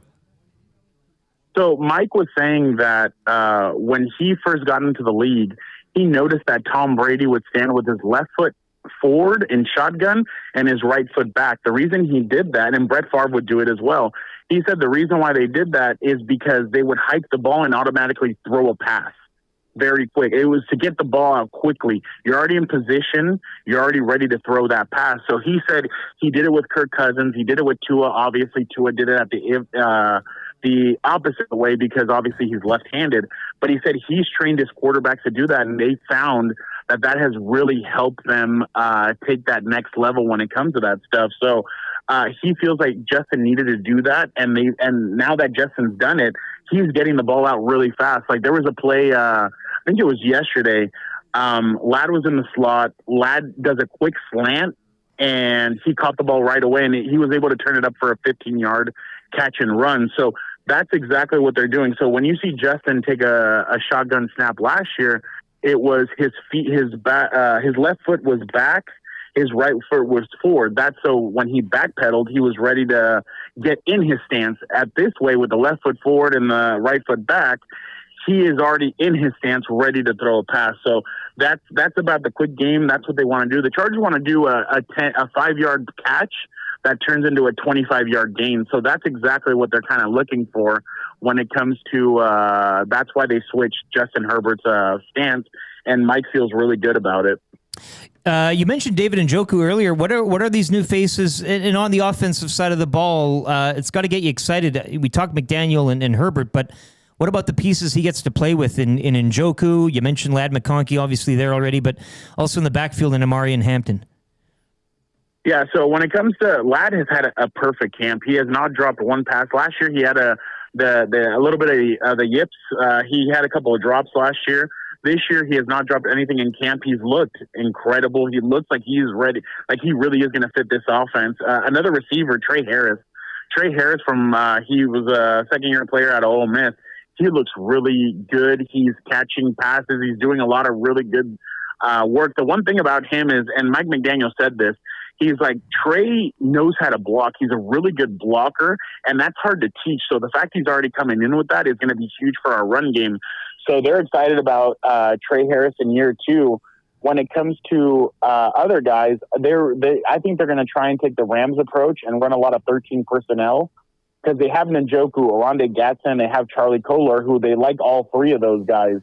And Charlie and Herbert have really developed a good relationship together. He's dropping passes like right in the breadbasket to him in their red zone and during red zone drills and stuff. So they really like that 3 tight end set that they have. Obviously, Alec Ingold is going to be a guy that not a lot of people will talk about, but he's going to make a couple plays in the pass game. Last year, the Chargers got beat on one of those when they played Miami. Alec kind of moved himself over to the right, and the whole play went to the left. And Alec was by himself, and Tua threw him a pass, and he took it upfield for 40 yards. Like, that's the thing that they're really excited about. And when it comes to Amari and Hampton, I know Mike McDaniel on Monday broke a lot of hearts, fantasy owners, because he said, look, it's going to be whoever has a hot hand we're going to ride the hot hand. And I know a lot of fantasy owners were really disappointed by that because they're expecting Omarion to be a bell cow, but that's not what Mike wants to do. Akeem Messidor, a first rounder, a lot expected of him. How has he looked, and how is that defense shaping up under the new DC, Chris O'Leary? So when it comes to Akeem is a guy that they're really excited about, and it's funny because Thule was talking to us yesterday, and Thule said, you know what the good thing is about Akeem? He's like, he can stand over the center, and he can rush the passer over the center. So they're really excited about what Akeem can bring. And the one thing about the Chargers is, and I asked Thule about this yesterday, they've had Joey Bosa, Thule, and Khalil Mack. Last year it was Odafe Oweh, Thule, and Khalil Mack. Now they bring in Akeem, and they said, hey, yeah, he might be older. He might be 26 years old, but you're already seeing his maturity. He's coming out. Practice starts at 10 a.m. He's out there by 9:20, already working on his stance, already working on a lot of things. So they're really excited about what Akeem's going to bring. But the defense, I've asked, what's the biggest difference between O'Leary and Jesse Minter? And they said he's more aggressive. And obviously we asked, what do you mean by more aggressive? You guys will see. So I think aggressive means that he's willing to blitz a little bit more than Jesse was. Jesse kind of wanted the four-man front to beat him, but they're really excited about this defense. Two guys to kind of keep an eye on. Dalvin Tomlinson, they're kind of hoping he's Poona Ford 2.0. He didn't really like his situation in Arizona, so they think that coming here they're going to be better. And then when you look at the other one is Tierre Tart. Tierre Tart got paid in the offseason, and they're really excited about Tierre Tart. So moving forward, Fernando, and taking a look at this division, Chargers will open the preseason tomorrow against the Texans, I believe. But you got the Broncos being the Broncos now, the Chiefs, what they traditionally have been, and then the Raiders. We don't need to speak too much maybe about them. If you want, you can. But where do you see the Chargers stacking up in the AFC West this season, based on who they are right now and strength of schedule? Well, I'm nervous that if I don't say anything about the Raiders, Max Crosby will come after me. No, I'm kidding. I can't believe one of the nicest guys in the world, Kirk Cousins, and Max Crosby's pissing him off, and they're getting into a fist fight. Like that's when I saw that, I had to reread it 3 times. I'm like, are you sure that's Kirk Cousins? And yeah, it was Kirk Cousins. So, but yeah, the Raiders will be at the bottom. Obviously for this year, I know they're liking what they're building. I've talked to some of my buddies who cover the Raiders, and they're really hoping that they are able to turn around. My thing is, this could be it, eh? Yeah. My thing is they need to be patient with Fernando. They need to be patient. Don't just rush him in there. Make sure that you're good. And if Kirk has to play the whole season, let him play the whole season. But I think the Broncos are going to be a good. They're going to be a good team. The thing is, last year 11 one-score games. Are they going to be able to replicate that? I don't see that. So I'm interested to see how challenging that's going to be for them. The Chiefs are the Chiefs. I know. I think I heard Albert Breer say that Mahomes was. He knows what's being said about him. That he's really motivated for this year and he's ready to prove everybody wrong. Uh-oh. So, and then obviously the Chargers are. They're trying out a whole bunch of new things, and I think they're really excited about what they have. So I think it's going to be a 3-team race. To be completely honest, I think it's going to be the Chiefs, Chargers, and Broncos who are going to compete for the AFC West. And don't be surprised if the Raiders upset a team or two with a couple, take 1 or 2 wins just because of the way this is. But the Chargers won 5-1 in the division last year, and I'm sure. And Trey Lance kind of took it to Bo Nix in that week 18 game. So the Chargers play well against the Broncos. They play well against the Chiefs, and obviously they beat the Raiders. So I think the Chargers are again going to position themselves to try and win the first AFC West, win the division for the first time since LaDainian Tomlinson's final year with the Chargers. Yeah, it's been a while here. Colton, our resident Chiefs fan, or Chargers fan, pardon me, says, and just a quick one for you, curious about how the O-line works and if they're finally running healthy. No, they are. The offensive line looks really good. I know that they have some competition at left guard, but they really like all the pieces that are there. Joe Alt looks like he's back to his old self. Tyler Biadasz, I was taking a look at him yesterday, and he's calling stuff out left and right, and they're really excited that they finally have a center who can call stuff out. He hasn't had one like that since Corey Linsley, who obviously had the heart procedure, and he had to retire. Fernando, man, we appreciate your time. I would probably agree with Deion Sanders that your genetics are off the chain, just judging by your voice on the audio, but I'm sure he's not wrong there. Check out my Twitter. Yeah, well, where can people find your work for Chargers fans up here? Where are you at? I'm at Real F Ramirez on Twitter, on Instagram, and on TikTok. I'm trying to step up my TikTok game. Aren't we all? Fernando, appreciate your time this morning, man. Enjoy the rest of the preseason. Yeah. Thanks, Fernando. Thank you. Bonjour. I appreciate it. Thank you so much. Love it. Fernando Ramirez there, covering the Chargers, reporter for the Sporting Tribune. And you can follow him, as he said, at Real F Ramirez on the X. And check out the TikTok. He's got on the X. Deion Sanders complimented his genes, his hair. His good genetics there. Whatever. So anytime you get Neon Deion complimenting you, you put that as your pinned tweet. All right, 8:52. That is NFL previews. Bears, Titans, and Chargers off the board today. Dustin's back tomorrow. We'll probably dive into some CFL as Week 11 will kick off. Reed Wilkins will join us as well. Scalding hot takes tomorrow. Mid on the line, Trev. Better get your takes going. Yay. Can't wait. You've been warned. Yeah. We now have time to... No, I've been thinking all week, LT. Guess how many I have? 0. Yes. Okay. You wake up at 1 or 2 this morning. Hard. 1 or 2 this morning, you wake up, and then you'll get the juices flowing there. Maybe. Let's get into the wrap right now. Fernando joined us on the Firehouse Subs hotline as well. 15 locations in and around Edmonton. Check out the airport. They got the breakfast going right now. But the wrap right now for William Huff, if you want your place to look as good as ours, all around here, check out WilliamHuff.com. They've been in business since 1952, so you know they're incredible what they do, WilliamHuff.com. What did we learn on the show today, gents? We went to a lot of places, not so much the NFL markets as well, but we had a little bit of advice. We talked about PTOs at the Oilers in the opening hour. Sure did learn to bet on himself. That's why he's here. We learned a lot about bets. We populated the betting category in the Esties. Yes. Tickets go on sale this Monday, EdmontonSportsTalk.com, 9 o'clock a.m. I get your learned that tickets. Tom Brady was a dome boy and played largely inside. Yeah, if he had to play outside like Aaron Rodgers did, his career wouldn't have been as good. The Lakers going for big money. Just going to say that. Lakers. Yeah. A paltry $12 bill. Not bad. Now, second time they've been sold them, so like it's a hot potato franchise now. It's funny they sold for more with LeBron gone. That's interesting. How's Dusty? They need to bring that up. Dusty's going to handle this pretty. The debate. Yeah. So Dustin's debating a guy. Numbers don't lie, Dust. He's doing a debate. We're going to do a primetime debate. I want to setting all this up. It'll be like a CNN type of. Yes. And Dusty will be in here with another gentleman who's been on the Hangout before, Sport Ball. He's involved in, and he's going to debate the Jordan side, and Dusty's going to debate LeBron side. A GOAT debate. Oh, okay. So you got to. That's got to be town hall. Well, it's going to be town hall. We're going to have a panel. We're going to have all the people how they do. So you should actually apply to be kind of a Wolf Blitzer. Yeah. And Maddie's going to run it all. And we're going to have a GOAT in the tied up like an actual goat on the lawn outside. Yeah. And so we're going to take a break. Now we'll quickly shift to our goat cam, and then I'll show the goat cam outside. Yeah. And the winner of the debate gets the goat. It'll be like a Chechen county fair. You win a goat, and then you take it home to your family, and you can eat it. Or keep it, or just keep it, get and the have cheese fun and the with milk, or whatever. Yeah. So let's get into the wrap right now. So that's what we learned. Yes. Lakers is the big story of the day. We're going Jays money line again. That was your play, Alberta early bird. Kirk hit. Jays money line, Kirk hit. Why not? Hey, as they look to get on a heater. They're heating up. Yeah. If they win tonight, look. People guffawed at me and laughed. Well, all of these Jays fans, and I said they're still in the mix. They're 2.5 back of wild cards. They were at 1.4, 4.5, or whatever. It's over. The season's over. It's baseball, baby.